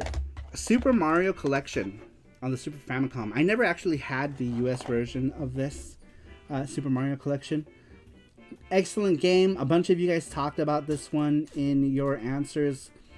Super cool. It comes with Super Mario 1, Super Mario USA, which is known as Super Mario 2 here, Super Mario Bros. 3, and then Super Mario 4. And it also comes with the Japanese Super Mario 2, which we call the Lost Levels here in America. America! Alright. America. Magical Chase. This one was so much fun when it first came out. Or Magical Chase. The Magical Quest. The Magical Chase. The Magical Quest starring Mickey Mouse. Such a fun game for the Super Nintendo. Really fun. This one was one that I did have back in the day. Really liked it. Really liked it. Going back to some Super Nintendo. This one is one that I got fairly recently, I think, in like 2018. I don't know what the hell that stain is. Looks like coffee or something. This I got from the junk bin at A2. This is Gambare Daiku no Gensan, which is good luck or good luck. Daiku no Gensan, Gen the Carpenter, or hang in there, Gen the Carpenter. Gambare. And this is known as Hammer and Harry in America. Really, really fun game. I did a video on this one in one of my Quick Bits videos, which I'll start doing again once everyone gets the hell out of my house. I'll have the time to do stuff. We've had like non-stop visitors since I quit my job. It's been like non-stop people. All right. Joe and Mac, this one is a great game, especially if you play two players. The Super Nintendo one was definitely the one to play. Super Famicom, Super Nintendo, whichever flavor you wanted. This one was great. The Genesis version of this game still played pretty good. It just looked really blah because the color palette just didn't do it any justice at all. Here's one. Here's an interesting one. Look at that price tag. Illusion of Gaia. This one was a fun one on the Super Nintendo. Enix game before they were absorbed, or they absorbed Square. I don't know. I think it was the other way around, right? Enix absorbed Square, perhaps. Thank you, Matthew Roach, for the link of the video. Yes, thank you, Matthew Roach. That is the Daiku no Gensan video. Thank you so much, Matthew Roach. If you guys want to check it out, you can. That is the video for that Hammer and Harry that I did here on YouTube. Definitely check it out if you want to see what the game is like. This one here, Zenki for, what is this one called? Battle Raiden. Zenki Battle Raiden. This one is a cool platformer action game by Hudson. Really cool, very affordable title still. If you look for this one loose, on the Super Nintendo. It's a lot of fun. There were actually 2 of them on the Super Nintendo. One where you can use Chiaki as well. I don't have that one, but I would like to get that one at some point. All right, here's one. Another Hudson Soft game. This one is kind of weird on the Super Nintendo for me. I was a big fan of Bonk on the TurboGrafx 16. Especially Bonk's Revenge is my favorite. But this one is still one to experience nonetheless. Look at how goofy this art is. It's so cute, right? Bonk, or as it's known, is Super Genjin in Japan. On the PC Engine, it's known as PC Genjin, which is a play on words for PC Engine. Genjin being prehistoric person, cave person, whatever you want to call it. All right, and then this one here. So much hype around Turtles right now. Turtles in Time for the Super Famicom. Great game. This one is cart only. And I love it. I don't know why I'm mentioning it like I'm selling a game on Whatnot. This one is cart only, so you know. Turtles in Time. We've been doing too many Whatnot streams. This one is cart only. Cart's in good condition. It works.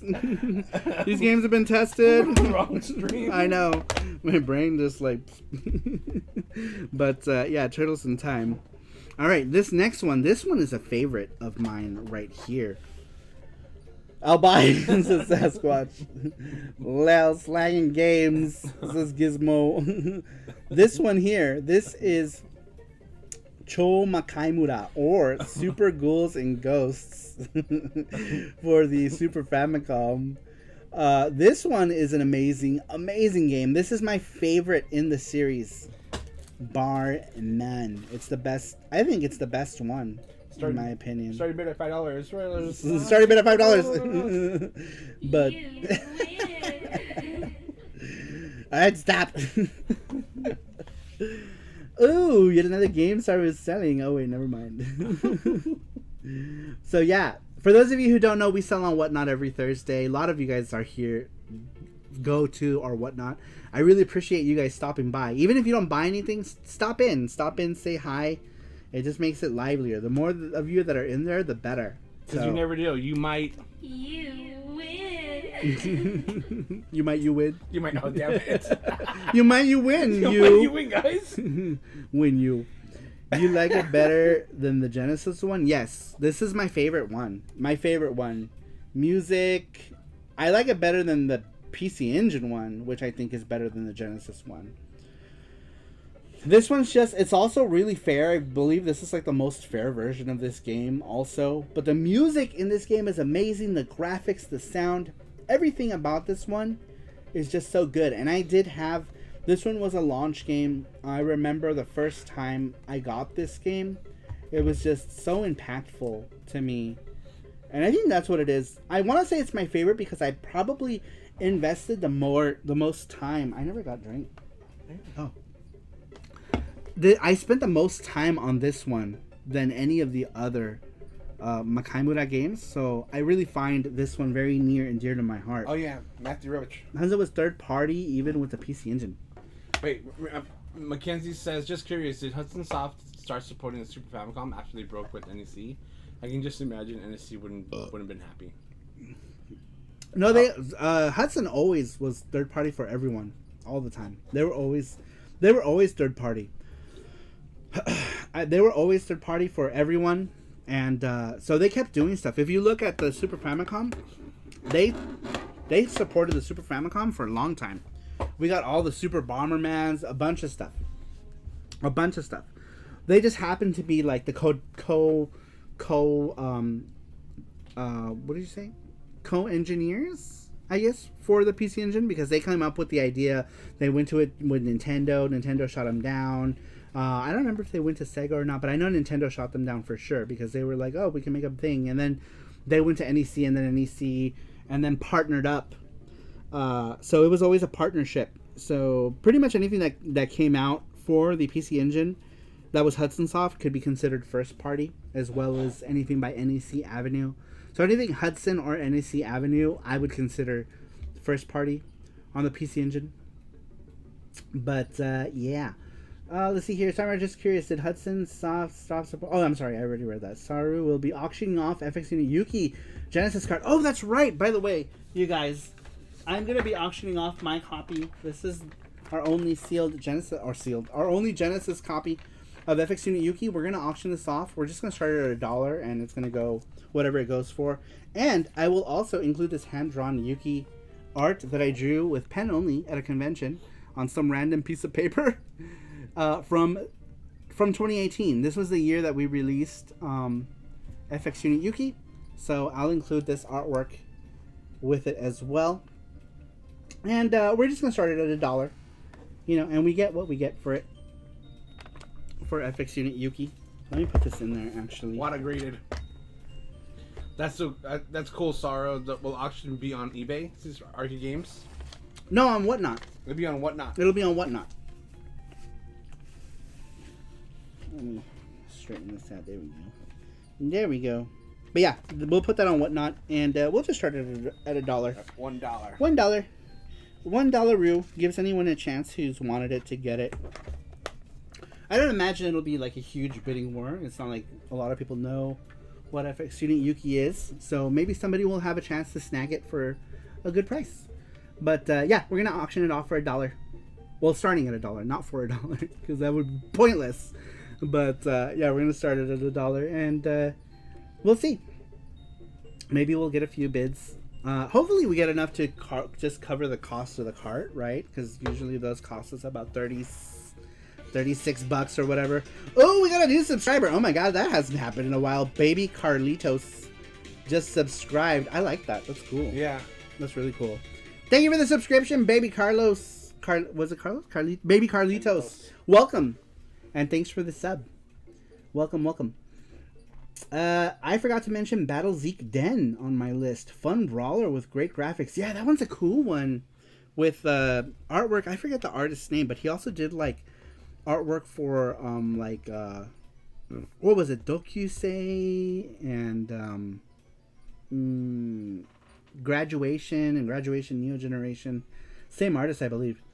Brandon Wallace says, nice, I'm gonna bid for sure. I have the Euro version. It would be cool to have this one as well. And the drawing is icing on the cake, says Brandon Wallace. Nice. Well, just remember, you guys, we do our Whatnot streams every Thursday.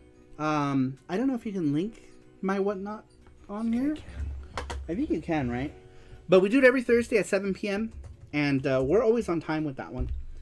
Because I feel like Whatnot is a lot more finicky with that kind of stuff. Because you have to schedule it. With this link right here, you also get $10 if you haven't started a Whatnot. Oh yeah, if you haven't signed up to Whatnot and you want an extra $10 to spend, you can use that link. I never use the referral link. I have $10 credit. That means one person used my referral link, because I shared it with SaruPro before I had a referral link, so a bunch of people joined. But yeah, you get $10 off if you haven't joined Whatnot. Or you just want to create a new account, you can, and you can get $10 to spend with that one, with that link right there. But yeah, that'll be this Thursday, you guys. We do them every Thursday at 7 p.m. All right, let's get back to the games. I just got through my loose ones here. Here's one that is very near and dear to my heart. Even though the game itself is not as good, the PC Engine version is way, way better, but I still remember seeing this in magazines and being like, whoa, man, looks so cool. This is Super Ballas 4 for the Super Famicom. The Super Famicom version, you could only play as Lena, who is the new character. She's also in my charm right there, pictured next to Chrono and Samus, if you look on the left-hand side, next to Jelly Boy and Star Fox. But yeah, you get to play as Lena, who's a member of the Resistance, who Cham was also a member of from Ballas 3. Cham is the leader of the Resistance in this one, as she's much older. And you get to play as her, right there, Lena. And I believe in the Ballas Collection 2, might be in English. It'll be the first time we ever get Ballas 4 for the PC Engine translated. This one did come to Super Nintendo, but this one is very lackluster in story. The only things I like better about this one are some of the graphical elements look better, and you get like parallax that's really nice, and but that's about it. The Super Nintendo or the PC Engine version of this game is better in every way, but this one is still not a bad version.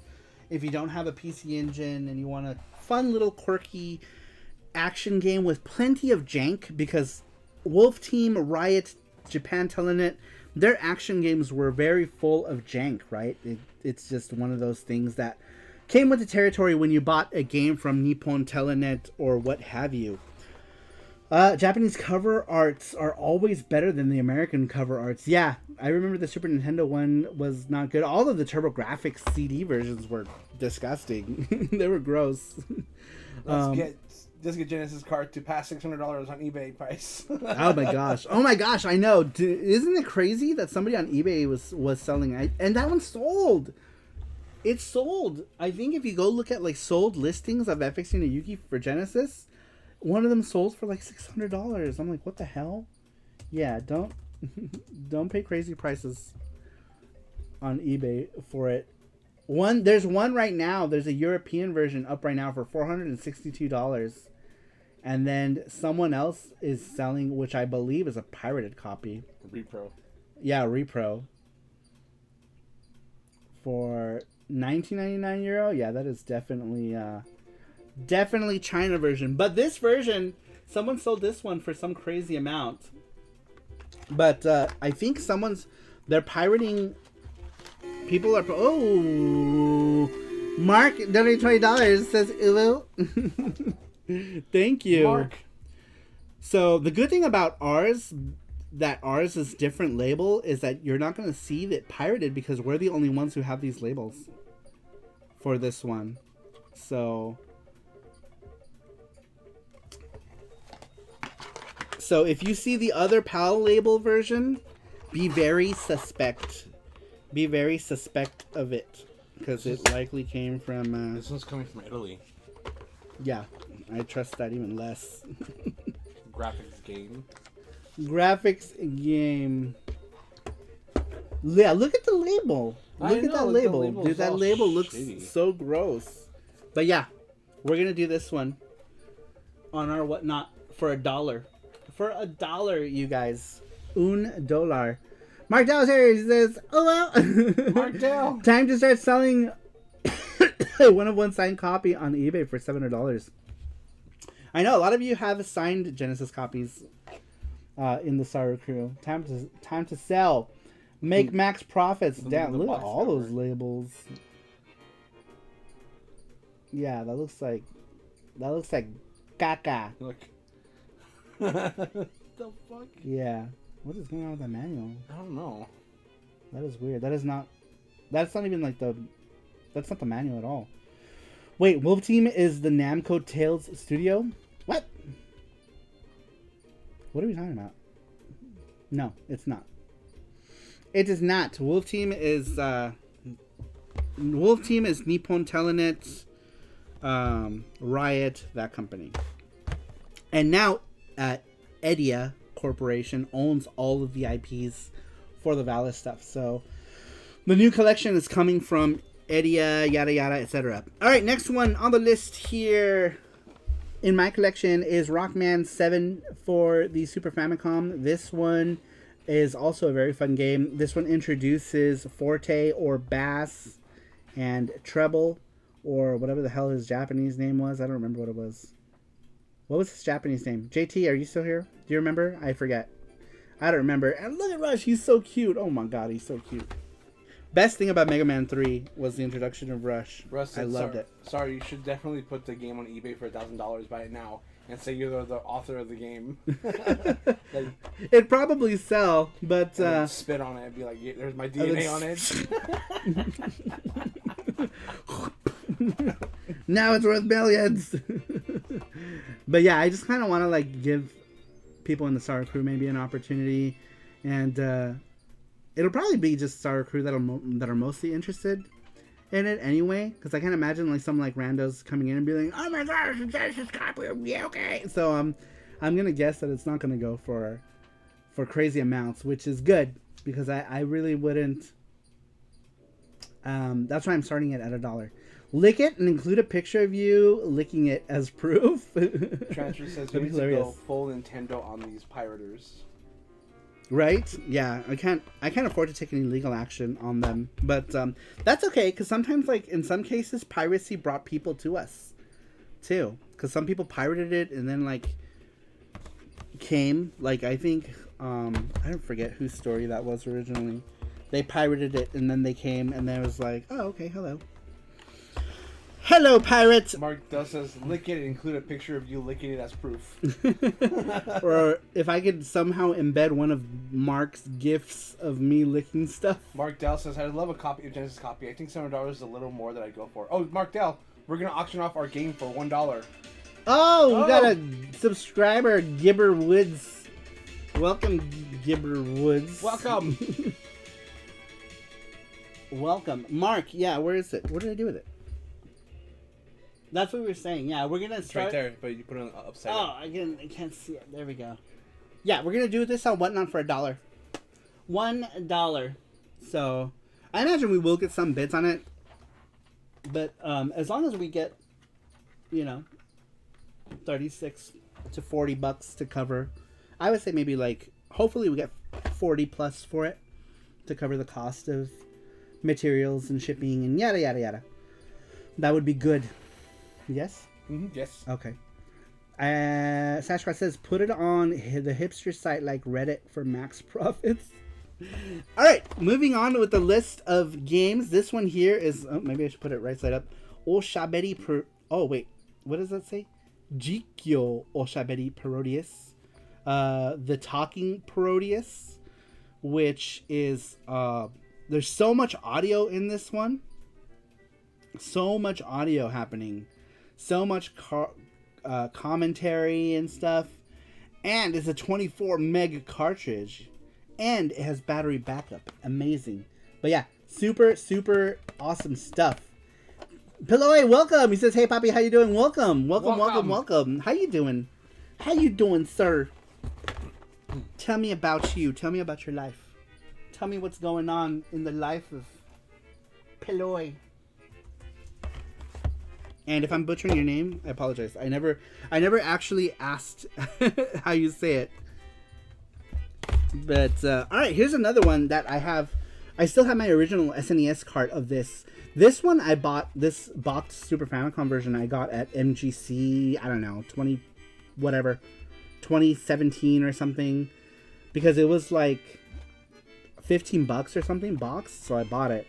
But I do have my original SNES Darius Twin. Absolutely love Darius Twin. The music is so good for a cart game, and it's so much fun. I got Darius Force sometime later, and I was very disappointed with it. I did not like it. But I do have a loose copy of Darius Force. I just didn't put it out here because I don't like it. I'm pretty much just talking mostly about games that I do like. And if it's a shitty game, it just means that it's part of a series of a game that I do happen to like on the Super Nintendo. But Darius Force was not one of them. Even though people like it, I don't. I just didn't like it. I just didn't like it at all. Did not like. All right, here's another one that recently got a re-release, and that is Kiki Kai Kai. This is Nazo no Kuro Mantle, which is the mystery of the black mantle.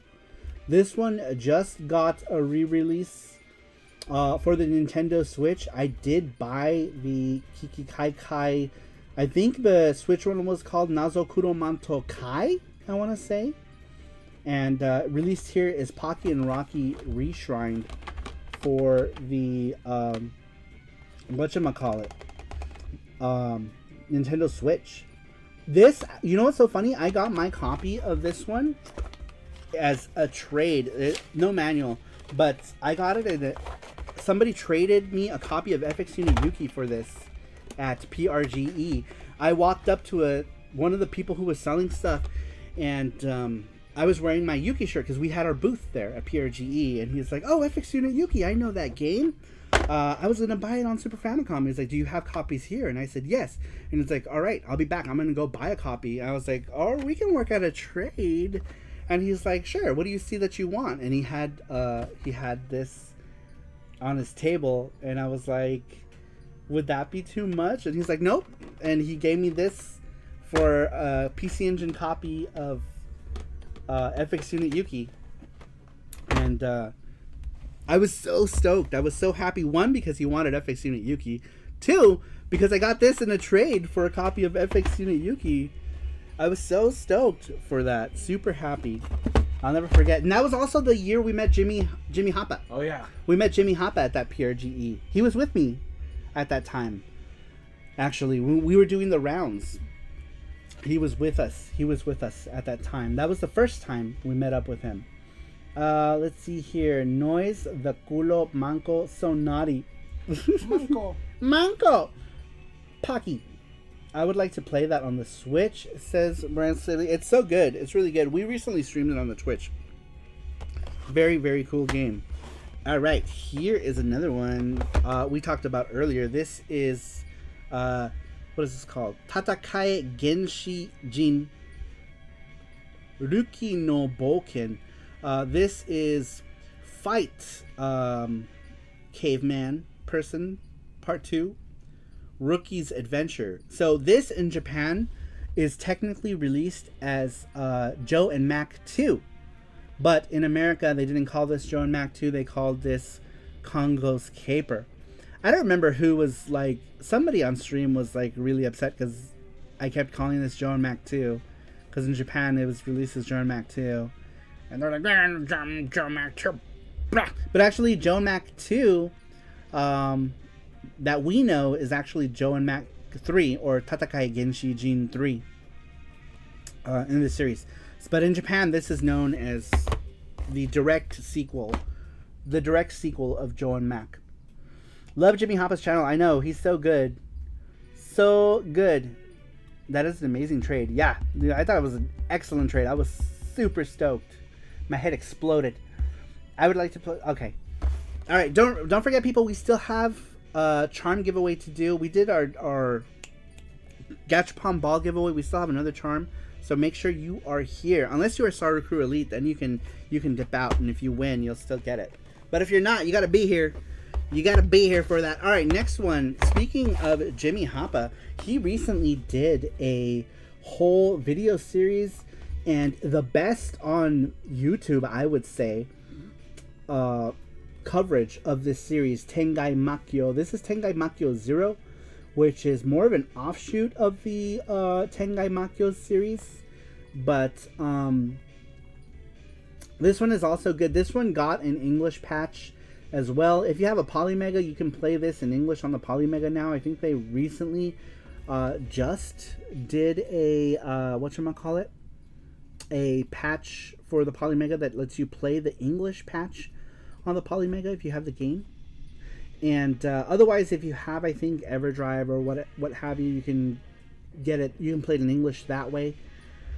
I really wish we would get some of the other games in English. If someone ever took on the difficult task of translating the Tengai Makyo games, the original ones on the PC Engine, that would be a dream come true. But until then, we have at least Tengai Makyo 0 in English. And we also have Tengai Makyo Shinden, which is Kabuki Clash, the fighting game, also in English on the Neo Geo, which was the first official Tengai Makyo game to be released in English, and the only game in the series to be officially released in English. The best Far East of Eden game is the second game on the PC Engine. I would agree. That's actually the only one I finished. I never finished Jiraiya, and I got really far in Fun Kabuki Den, and the only reason why I had incentive to play Fun Kabuki Den, which is the third game on the PC Engine, an offshoot of Tengai Makyo based on the characters of Tengai Makyo 2. Wait, was it based on? No, actually, it introduces new characters, but it's Kabuki's game, the main character. It's his offshoot game. But the only reason I got so far in that game is because I had originally bought a book. Do I still have that book? I do. Let me show you really quick. This book right here. This is Fun Kabuki Den, which is like Kabuki, Legend of Kabuki of the Wind, right? Is that what Fun means? And Tengai Makio Far East of Eden. This demo is so long, so then when the game came out, it felt like no big deal to play through it. But this came with a demo, and this is my original book, so it's kind of falling apart. I thought I had another one in better shape. Yeah, I do. I bought one later on eBay. Anyway, I don't want to pull it out, but I have two of these books. My original book, which is literally falling to pieces. But yeah, I got really far in the PC Engine game because I had played the demo so much. The best Far East of Eden, yeah, I agree. Manjimaru is definitely the best one, though. All right, moving back to Super Famicom, let me talk about this game here, Yu Yu Hakusho 2. It's really interesting because Yu Yu Hakusho 2, this one is a fighting game, but the first Yu Yu Hakusho game was actually some like weird like action game. Not action game, it was like a weird like one of those games where you're like pointing and shooting at things. It was weird. It played really weirdly. But then Namco decided, hey, let's just make the second game into a fighting game. And they did. And it was really good. There was also Yu Yu Hakusho Final. Let me grab that and show you. I don't really have any real nostalgia, though, with Yu Yu Hakusho Final because I didn't pick this up and play it until, I don't know, 2015 when I bought this copy from Japan for like 500 yen. But I don't really have much nostalgia for it because I never played it. This, however, I have big time nostalgia for this one because I got to play this one a lot back in the day. I didn't own a copy for a while, but my friend Jay had bought it shortly after it came out and he let me borrow it, and I played the absolute shit out of it. But also really good games in the series. Really good games. As far as Super Famicom fighting games go, it's really good. Alright, next we're going to talk about these guys right here. These are the Ranma 1/2 games on the Super Famicom, all three of them. Starting with the first one here, this one is Ranma 1/2 Neighborhood Battle, or what is this called? I think it's... I forget the name of it. I can't read it. But this one, I think it's like Neighborhood Battle. I think it's what it translates to. Is Neighborhood Battle. And this one was the first game in the series, and this one actually did get a release on the Super Nintendo, but they released this one as something called Street Combat, and they changed all the characters around for some stupid reason. Like they made Kodachi like some sort of like weird like juggling clown. It was the weirdest thing. They did like some weird shit with it. They turned Coco into like a skateboarding robot. It was Street Combat was localized here but they called it Street Combat. And then the second game was also localized and it was called Ranma 1/2 Hard Battle, and it was the first game we got as its original property. But for some reason they changed the pitches of the voice in that one, and I don't understand why they did that. But this one was my absolute favorite one, and probably because I played it the most back in my teens. This one here is Ranma 1/2 Bakuretsu Rantou Hen, which translates to Explosive Battle. And super fun, love this game. Music is excellent in this game. And actually, if you can find this on there, I would like to listen to that. Really, really love the music in this game. This is put out by NCS Masaya. The first one was 2. Masaya put out almost all the Ranma games until Rumiko Takahashi decided that she wanted her own publishing house, and she started her own like publishing house called Rumix Soft. But as Rumixsoft, the games, I don't know, they kind of felt like, I don't know, they kind of felt weird for some reason. Ranma 1/2 Bakudetsu. There it is, right there. Yeah, you just start maybe at Ranma's Boardwalk. I love the music in this game. Yeah, volume's low. You can probably make it louder. Yeah, that's the one. This one was the one that came out in English as Hard Battle. Really, really good game. Absolutely love this one. And then this one came out by, like I was saying earlier, Rumixsoft. And this one's not bad. Everyone really likes this one. The frame rate in this one really suffers. But graphically, it's very pretty. The game is very pretty. The characters are all very faithful. The one really, really funny thing about this one, when they made this one, the person who they got to do the pixel art in this game was 16 years old at the time. They were like 15 or 16. And this person did the pixel art for this game when he was like 15 or 16. Which I think is absolutely crazy, because he would have been like 1 year older than me and already working on Super Famicom games at this very same time. So whoever this is like my age right now, doing I don't know what in Japan. But yeah, the pixel artist at the time, I don't remember what the name of the pixel artist was, but they were like 15 at the time, like 15 or 16. Are you going to make more Yuki for Mega Drive? That's the plan. At some point, right now I'm not the project I'm working on right now is not Yuki related, though. But after that, I do want to go back to Yuki at some point.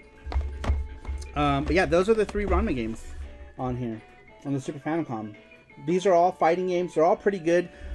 There were 2 other Ranma games on the Super Famicom as well. There was a RPG game called what was it called? Akaneko something about the Red Cat Gang, which was an RPG, a turn-based RPG, and there was also a puzzle game, like a columns type of thing, but it was like rock, paper, scissors mechanics. So it was weird. It was weird. I didn't like it, and I like puzzle games, but I didn't like the Ranma one. I thought it was kind of bleh, kind of blur. Ooh, here's one I didn't pull out. Here's one that's very nice animation for a Super Famicom game. This one is Wonder Project J. This one also has a translation patch. Maybe this is something I should play on the Polymega at some point. Yeah. Since you can play it in English. I keep forgetting about this game. But would this be something that you guys would want to see me stream on Twitch at some point? Would you guys watch that? Alright, and then of course we have the Sailor Moon games. These are the only 2 Sailor Moon games I had. There were more. There was like the regular Sailor Moon R, and then Sailor Moon S. And then there was Super S, right? I think, as well. Was there a Super S? I think, yeah, there was Super S. I think that was a puzzle game. I might actually have it. I do have it somewhere. Puzzle game sucks, but these games were fun. This one was a beat 'em up with absolutely horrible music. People love the soundtrack, and they re-released the soundtrack for some reason because I guess people like it. I hate it. I hate the soundtrack in this one. It's not good, in my opinion. I think it's boring, and I don't know. This game was good, actually, and this company that made it, Angel was a Bandai subsidiary. A bunch of people from Angel ended up going to Arc System Works, which I find really interesting. Or I don't know if that's what Arc System Works became. I want to say that people from Arc System Works or Angel went on to make Arc System Works. I don't know exactly. I just know that there is some correlation between people working at Angel and then later on going to Arc System Works. But this one is, Jesus Christ, this one is called Sailor Moon Shogai Ranto Shuyakuso Dasen.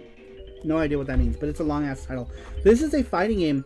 Surprisingly enough, this does have a fighting game community right now in Japan. People have been playing this competitively for years. I find this game super freaking hard. Super hard. The AI is like crazy in that one. Transfer said was the other game a fighter, the one you were asking about to play on Twitch.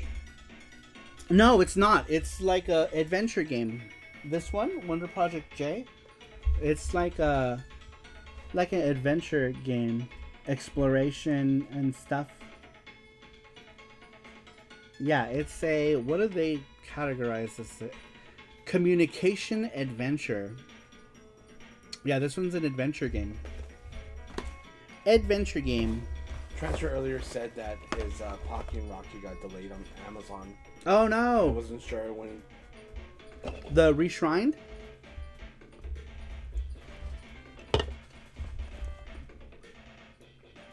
I just got an email from Amazon yesterday stating that my pre-order of Pocky and Rocky is late. New ship date is unknown. What? I thought they had a release date for that one already. Well, that's booty. That's booty ass. Alright, speaking of booty ass, Fist of the North Star 7, this one sucks, but I actually did really enjoy Fist of the North Star 6. And I ended up buying this back in the day. This is another copy. I would not have had this box still. And my mom pawned all my Super Nintendo shit. But I ended up rebuying this in box simply for the sake of nostalgia. Because I originally went out to buy Ranma 1/2 Bakuretsu Uranto Hen at Die Hard in Tarzana in California. I remember calling them up when this game was new, like the first week that this game had come out. I called them up. I was like, hey, do you guys have a copy of Ranma 1/2 Bakuretsu Uranto Hen? And the guy's like, yeah, we've got 2 copies. And I said, great, can you hold one for me? I'll be down in like 2 or 3 hours. So I make my way down to Tarzana by bus. 4 buses later, I believe, when I finally got there, I got to the store. My first time in Die Hard video games. Amazing store. It was it was just crazy visually, right? They had so much shit. It was crazy. I got there and I was like, hey, I called and I asked about Ranma 1/2 Bakuretsu Uranto Hen. Do you guys, I'd like to buy it. And the guy's like, oh, we just sold our last one. And I was like, what? And the guy was like, yeah, we sold our last copy. And I was like, I called and everything. And it was like, oh, we probably thought that you were the person who called, because the last person who bought it said that they wanted us to hold it. Or they came because someone was holding it. And I was like, son of a bitch. And yeah, so I didn't want to travel all the way to Tarzana. It took me like 3.5 hours to get to Tarzana. I didn't want to leave empty-handed. I wanted a fighting game to take home. So I took home Fist of the North Star 6, which was the other game that was fairly new at the time. I ended up buying this. And then when I put it in, I was actually really surprised. I thought I was going to be completely disappointed with it, but I ended up having fun. Sure, it wasn't Ranma, and I wasn't the biggest Fist of the North Star fan at the time. Even though I did like Fist of the North Star. I just wasn't the hugest fan, but I picked this up, saw the cover with the chest, and I know, I was like, yep, give me the one with the man titties. Give me the man titties. So I took it home, and the music in this is really good. I really liked the music. Really good soundtrack, and I had a lot of fun. Then this came out later. Thankfully, I did not buy this one new. I didn't buy this one until way later, and this game was horrible. This one was the last one to come out for Super Famicom, and for a while. There wouldn't be another one for many, many years after, until like PS3 or something. Or no, not PS3, PS1. PS1 got like those, like, the punchy action one. But this one was absolute dog shit. This one was way better. You right? Oh, okay. I thought you went downstairs for something. But yes, that's the story of Ranma. I did end up getting this one. Like a month later, I did get a copy of this. Thankfully, my friend Jay had gotten a copy, and I got to play this, and then I bought my own copy. I was super happy with it. But man, was I super upset to go all the way to Tarzana and then not fucking get my Ranma game. What? Matthew says, so I saw that cover with the chest. I said, yep, I want that. I was like, give me all them buff mans. I need all them mans. And so I bought it and I took it home and I was like, oh my god, none of them are wearing shirts. Perfect. And then I got this one for the same reason. I was like, oh my god, so many more buff mans. Yes. And then it had Hager too, and I was like, oh daddy. But anyway, this one is this is Muscle Bomber. Muscle Bomber in America, this one was known as Saturday Night Slam Masters for the Super Nintendo. This one is actually a really decent game. This one, alright, this soundtrack is, let me change this track. Let me change it. Let's go to, there we go. That one. I like this one. This is Shampoo's music. Shampoo's Muscle Bomber, the Body Explosion. I don't know why it's called the Body Explosion, but anyhow, speaking of Fist of the North Star, the artwork for this was done by Hara Tetsuo. Hara Tetsuo is also the artist of Fist of the North Star. I'm sure you can see the resemblance in there. But Hara Tetsuo did the artwork for this one as well. So if you were a fan of Fist of the North Star artwork, then this was right up your alley in terms of aesthetics, right? Because look at you even got a blonde Kenshiro right there. Doesn't it look like Kenshiro but blonde, right? Blonde Shiro right there. Blonde Shiro. But yeah, this was a fun game. This was not the best home port. The best home port goes to the FM Towns Marty. But who the fuck had a Marty, right? Like, come on. Even now, who the fuck has a Marty? But yeah, this game was decent. It was decent. The music sounded like farts, but that was common with a lot of Super Nintendo games. The music sounded like, you know, digital fart can. Digital fart can. But yeah, still fun nonetheless. So it says Man Jubilees. So that's what says I'll master his slam. Matter says, oh, that is the Japanese version of Saturday Night Slam Masters. Indeed. So it says Saturday Slam Masters. Enough said, lol. The Body Explosion. Brandon Wallace says, I recently found out that there was a sequel to Slam Masters. Was there? What was it called? I don't remember. Satchel says, Love Blast Body Explosion. Randrick says, recently I got that game. That one was cheap. I bought that copy for like 1,200 yen or something in Japan. In like 2018, I think, or 2019, maybe even 2019. It was the year Manga Soko was still open, the last year. Tihi Sarnos is the way to pronounce Jublies. Jublies.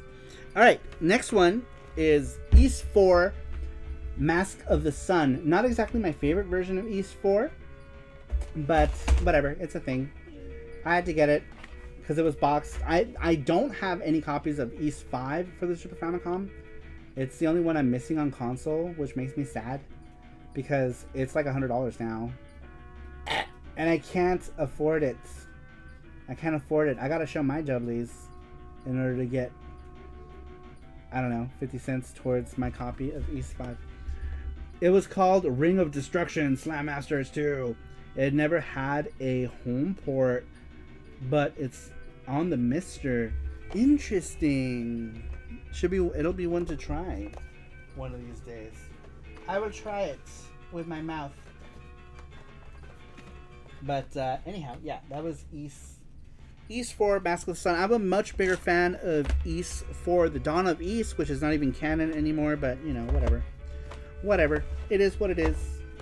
Alright, speaking of earlier, we talked about JT mentioned Secret of Mana or Seiken Densetsu 2. This is what Secret of Mana is in Japan. It is part 2 of Seiken Densetsu, the first one being Seiken, I believe, on the Game Boy. That's mine. This is Jesse's. Anything Secret of Mana is Jesse's. But yeah, look at that. These were like clay dolls that they made. Isn't that amazing? It looks like CG, right? But no, it was like they were like clay figures that they painted for this, and it's amazing. And then all this artwork, this was all hand drawn. It was all hand drawn artwork. Freaking amazing art. But yeah, that is what Secret of Mana is, and it's so funny because the box is all art. It's such a beautiful box. There's not even screenshots because they don't want to like ruin the art. I remember in Japanese magazines you always saw this advertisement right here with these characters like this, and it'd always be like some like blah blah blah motion battle, blah blah blah blah. Buy this game. Buy this game. And people did. And buy they did. The people. Here's one that was a fairly recent purchase in Japan. This is Araiguma Rascal. Rascal the Raccoon. Based on a real story, actually, of a boy in Wisconsin. You can still go to the Rascal house to this day in Wisconsin. And Rascal is based on real life events of a boy who had a raccoon that he named Rascal, that he ended up in the end throwing back into the forest, back into the wilderness because he was, getting crazy. And I remember reading about how his family didn't appreciate the guy who wrote the story. His family didn't appreciate how they depicted him. Like his sister was upset with him because I guess he didn't depict the mom and the sister in a good light. But if you watch the anime, there's an anime, by the way. Sorry, I should have mentioned that. There is an anime based on Rascal that is a good watch. Sometimes sad watch. And I said his mom died. I think his sister and I don't know. His family didn't appreciate, I guess, how they were depicted. But I don't know where you can watch the anime. I used to watch it in Spanish. I don't know if you can watch it anywhere.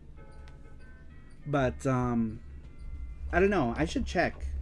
I'm hoping someone releases it someday in English somewhere. But I used to watch Rascal in Spanish. Love Secret of Mana. JT is still here. He says East 5 Expert even more pricey. Love Secret of Mana to death. I bet those clay dolls would be worth so much. Yeah, except they probably got destroyed or something. Who knows if anyone even has those at this point in time. Alright, let's move on to Pantyhose Plateau. This is the last good track on this whole game. Actually, let me move to Fist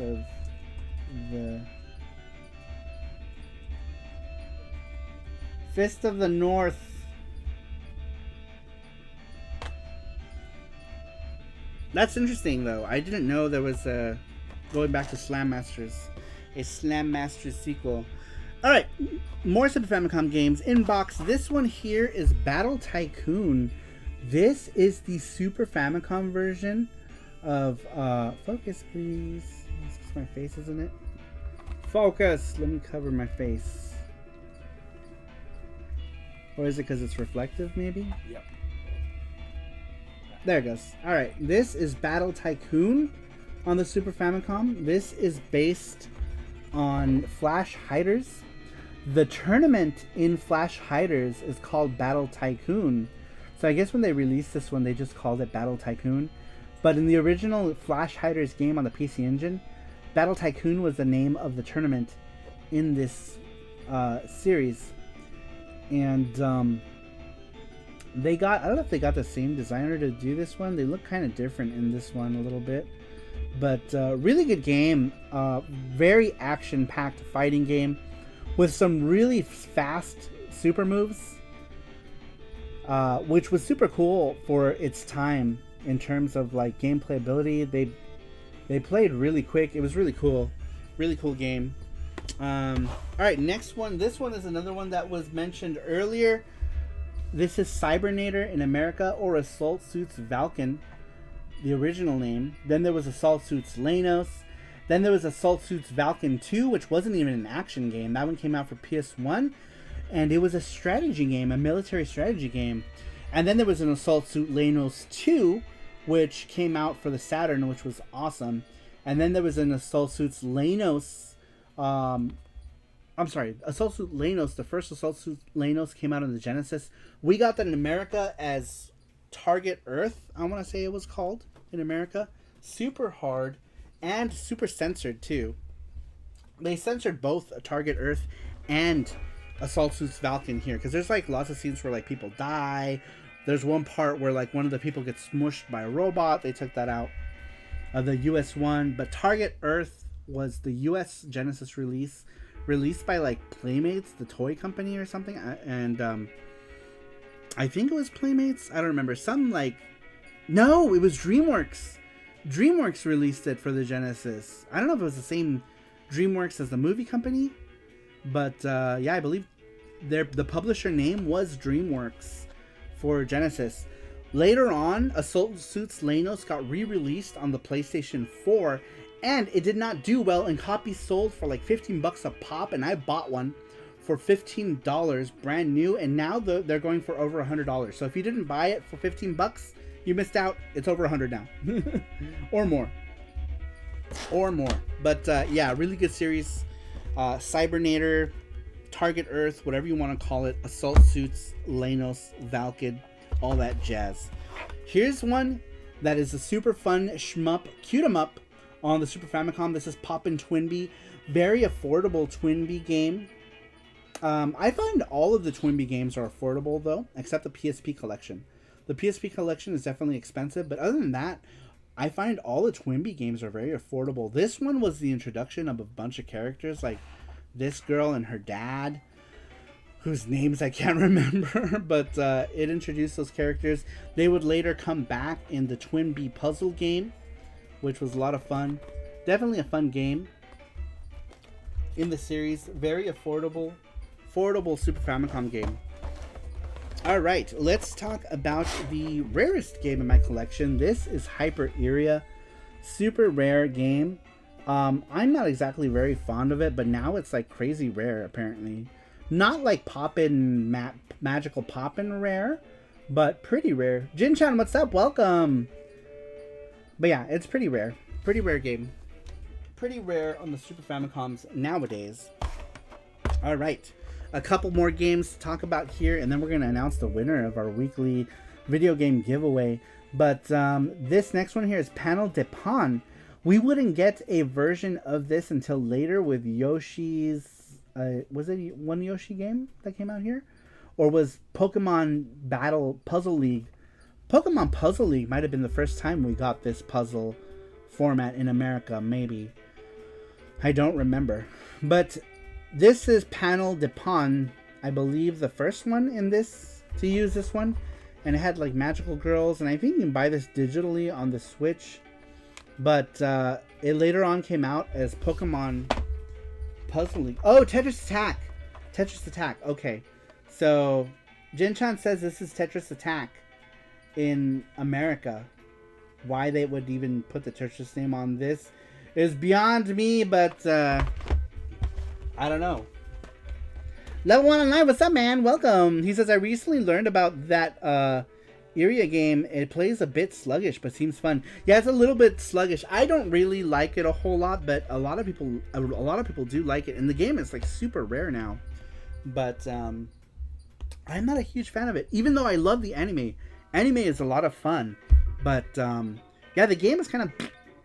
it's alright. It's okay. A lot of people like it. I wasn't too fond of it.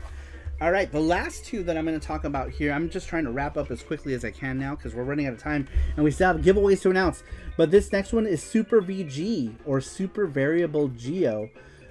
This one was one of my favorite games on the PC Engine. It was also the first PC Engine game, full game, that I bought import. I want to say full game because before this I was playing nothing but demos on the PC Engine. But we're not talking about that. We're talking about the Super Nintendo version. This one is actually really decent. Gameplay is very basic Street Fighter mechanics. There are no super moves or anything like that. But the game is a lot of fun. I absolutely love the characters. It is based on a hentai game of the same name. The hentai being a 18 plus release on PC. But yeah, it was oh, they don't have pistol in their star. Boo. Boo. Boo. But yeah, this game was a decent game. Whoa. Super harsh soundtrack. Super harsh. Really fun. The pixel art in this game was much nicer than the PC Engine version, for sure. And the backgrounds were also really nice in this one. And this one came out much later, though. I think, what did this one come out? 95, maybe? Or 96, even? I want to say, because it does mention the OVA, and the OVA didn't come out until 1995, I think. But I don't know. I don't know when this one came out. Maybe sometime later. But anyhow, yeah, Super VG was a lot of fun. Hentai, a variable geo. That's for Daniel 1F. Says JT. His favorite. I want to get Spriggan powered, but it's super expensive. I know. That one and what else was it? Scrambled Valkyrie is another really good one that I'd like to get at some point. But even loose is super expensive. Loosey Goosey is money. Alright, last game, just because it happened to be the last one. This one is called Os Karatebu, which is like with vigor karate club. With vigor, or like Os is, how would you say, Jin-chan, you're here, how would you say Os translates to? For me, it would be like with spirit, right? With spirit, or with vigor, or with fight. The karate club. Anyhow, whatever. This is based on a manga about a guy. If you would believe it, this guy is a high schooler. If you would believe that. And he is the leader of a karate club. And I thought you meant Os. Yeah, that says Os, right? Os Karatebu. Like, what's up? So anyhow, this is also an anime. It's a like 4 OVAs, I believe, and it takes place in Osaka, and these guys are like the head of this judo club, and they go against other like karate clubs, and the anime is pretty decent. It's got a lot of characters. Frame rate is kind of crap. Like, Culture Brain wasn't exactly the very best when it came to frame rate. I would say all of their games were like 15 frames per second. Kishoryuken seriously was held back a lot. I know, for reals. Look at this guy. Kishoryuken, what's up, man? How you doing? How you doing, sir? How you been? Tell me about you and your life. But yeah, Culture Brain wasn't exactly the best when it came to frame rates. And this one, like I said, runs at like a paltry 15 frames per second.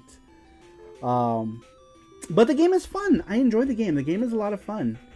But I want to say that maybe I enjoy this one more because I'm a fan of the anime itself, which only came out on VHS in Japan. It never got like a Laserdisc release. As far as I know, it never got re-released on DVD. Maybe it has now, but back then, I know it didn't. But yeah, I never see Os in kanji form, so I forget it was written like that. Yeah, it's also written like that. Like if you played like Os Tatakai Oendan, it's written like that, like this Os, which is like that one character. Like I know this, that's like, what would you say that was? That second character was. I always in my head I always thought Os was like with fight, right? With vigor. But yeah, this is based on the animals of the same name. Yada yada. All right, we're almost done with our stream, so let's go ahead and announce who the winner is of our Gachapon prize. That was courtesy of Transfer 247. It was Jeff Allison. Jeff Allison, you are the winner of what was this one? The Charm. Charm winner. Charm winner, Jeff Allison, you're the winner of tonight's charm. You can pick any charm you want from sarumar.com. If you just want to go to sarumar.com, just pick one. We'll throw it in your box. He's elite, right? Yep, he's elite. Yeah. So What's just up, let us Scruffy? know.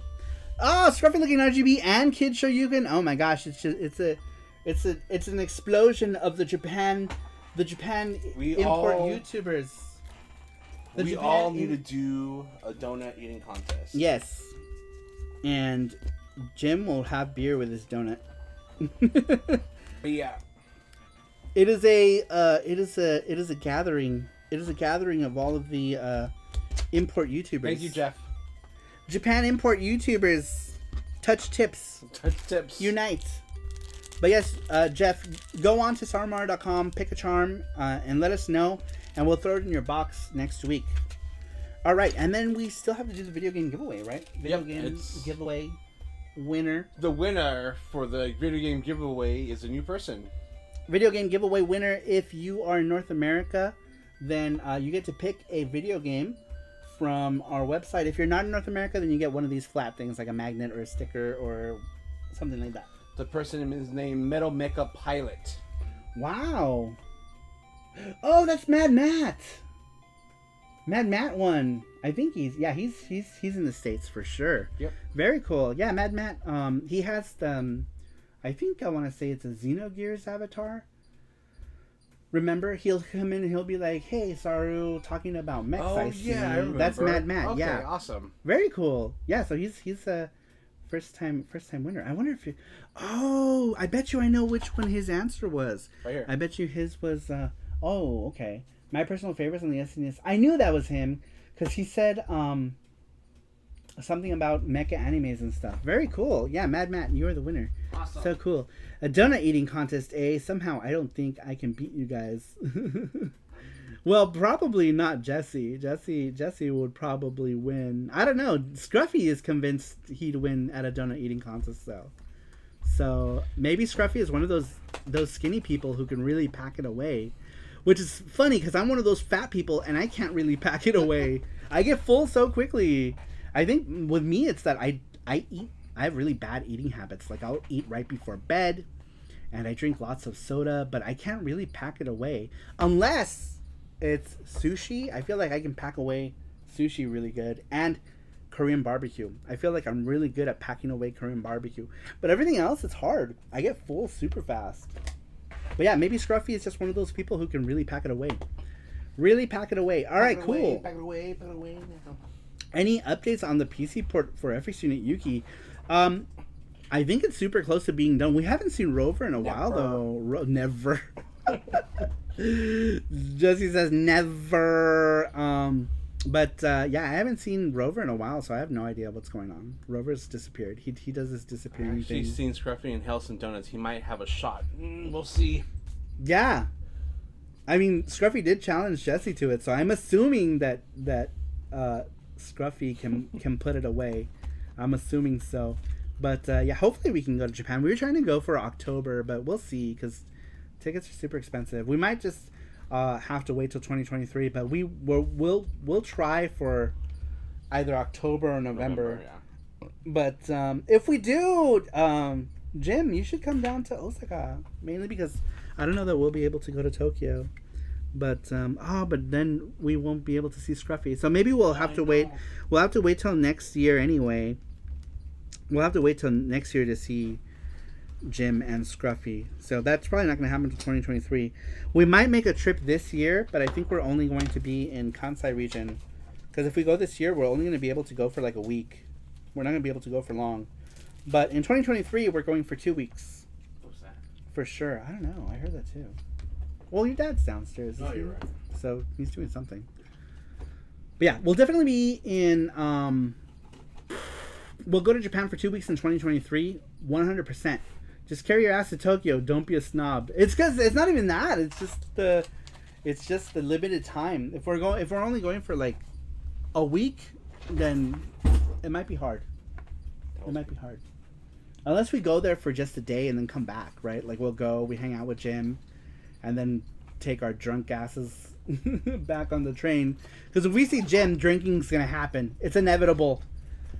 It's inevitable. We will be drinking. I'll see you guys in Arizona. I don't think we're going to Game On. Actually, I think we're not going because I don't have anything new to show, and I kind of don't want to go unless I have a new project. We kind of made the decision a couple days ago too. Yeah, we just recently decided. I don't think it would be a good idea to go to Game On because too many things are too close. Or we come back from Mexico like the day before Game On starts or something like that, or not. Like a few days before Game On, we're gonna be just coming back from Mexico, so yeah. Because we're going to Mexico. So we bought the tickets prior. Yeah, because I bought the tickets to go to Mexico when I had a job, and then I didn't realize that Game On was so close to our Mexico trip. Because I bought our Mexico tickets way back when I still had a job. I quit my job like a month ago now. I quit my day job. We're doing all of our side project stuff like full time. So yeah, so I had quit. And we bought our tickets way back in April. When did we buy our tickets? February, April? March or April. I think it might have been March. We bought our tickets to go to Mexico. And I didn't realize that Game On was so close also. We can round up Scruffy, Dennis, Jimmy Hoppa, and Avalanche Jared. Jimmy's not going to go. I don't think Jimmy's going to go. Anytime I've hung out with Jimmy, it's been here in America. He doesn't really leave Sendai, does he? He left one time to meet you, I think. But that would be cool. I don't know who the other people are. Dennis is your buddy, right? I remember him. You guys were singing like screamo rock stuff at the karaoke. That was the day that Kishiyukin picked me up. He hugged me and picked me up. Damn, he's strong. Yeah. Strong guy. I'm hanging with Jimmy and Jared later tonight, actually. Oh, that's awesome. With Jimmy Hoppa? In Tokyo? He's a punk. You tell him Saru said he's a punk. But yeah, we've both times we've hung out with Jimmy Hoppa. It was in America, in Portland, because he went to Portland and we were there showing off Yuki that year, and here in Las Vegas because he came to visit people here, us included. So we hung out with him here. It was cool. He brought me a Sushi Pie book and everything, and I opened it to like a really lewd page, and there was like children around, and he was like, "Shh, put that away." I was like, "Cool!" And the first page was like Sushi Pie in a very compromising position. I was like, "Oops." Yeah, he's been coming down more frequently. Oh, that's cool. Cool. Well, if we do make it down there, I hope he comes down. We'll make sure to let him know well ahead of time. We'll make sure to let Jimmy Hoppa know well ahead of time when we're coming down, so that maybe he can take that trip to Tokyo if he wants to meet us, and if he doesn't, then I'll just take it to heart and be horribly offended, and I'll cry the rest of the year, and then it'll be cool. My hood, Portland, Scruffy. Oh, Scruffy, where in Portland are you from? That's cool. Yeah, we've been to Portland like 3 or 4 times already, and one time we went out to Salem. Just for lulz. It was cool. We had a lot of fun. We gotta go. Oh, we gotta go. All right. That's okay. You could have just told me we have to go. Okay. It's fine. All right, we gotta go. We gotta go do bingo. We're going to bingo right now. But anyway, guys, I think that's it, right? We did all our giveaways. Yep. Congratulations to everyone who won. Thanks for everyone who answered the weekly question. Next week's questions is up at the top. We might have something cool in store for next Saturday, so make sure you tune in. The question's up at the top. It's your favorite. If you had a favorite video game store growing up, and if you have one now, the link is up at the top. Make sure you answer it. We'll read them here together. Everybody answer. Come on, you guys. It's always fun. We always do like 15, 16 of these every week. Sasquatch says, when they call out the numbers, make sure and say, "You sunk my battleship." Oh, man. I love Battleship. Everyone's saying take care. All right, guys. Thanks, everyone, for stopping in. I really appreciate it. And I will see you all next time. Bye-bye.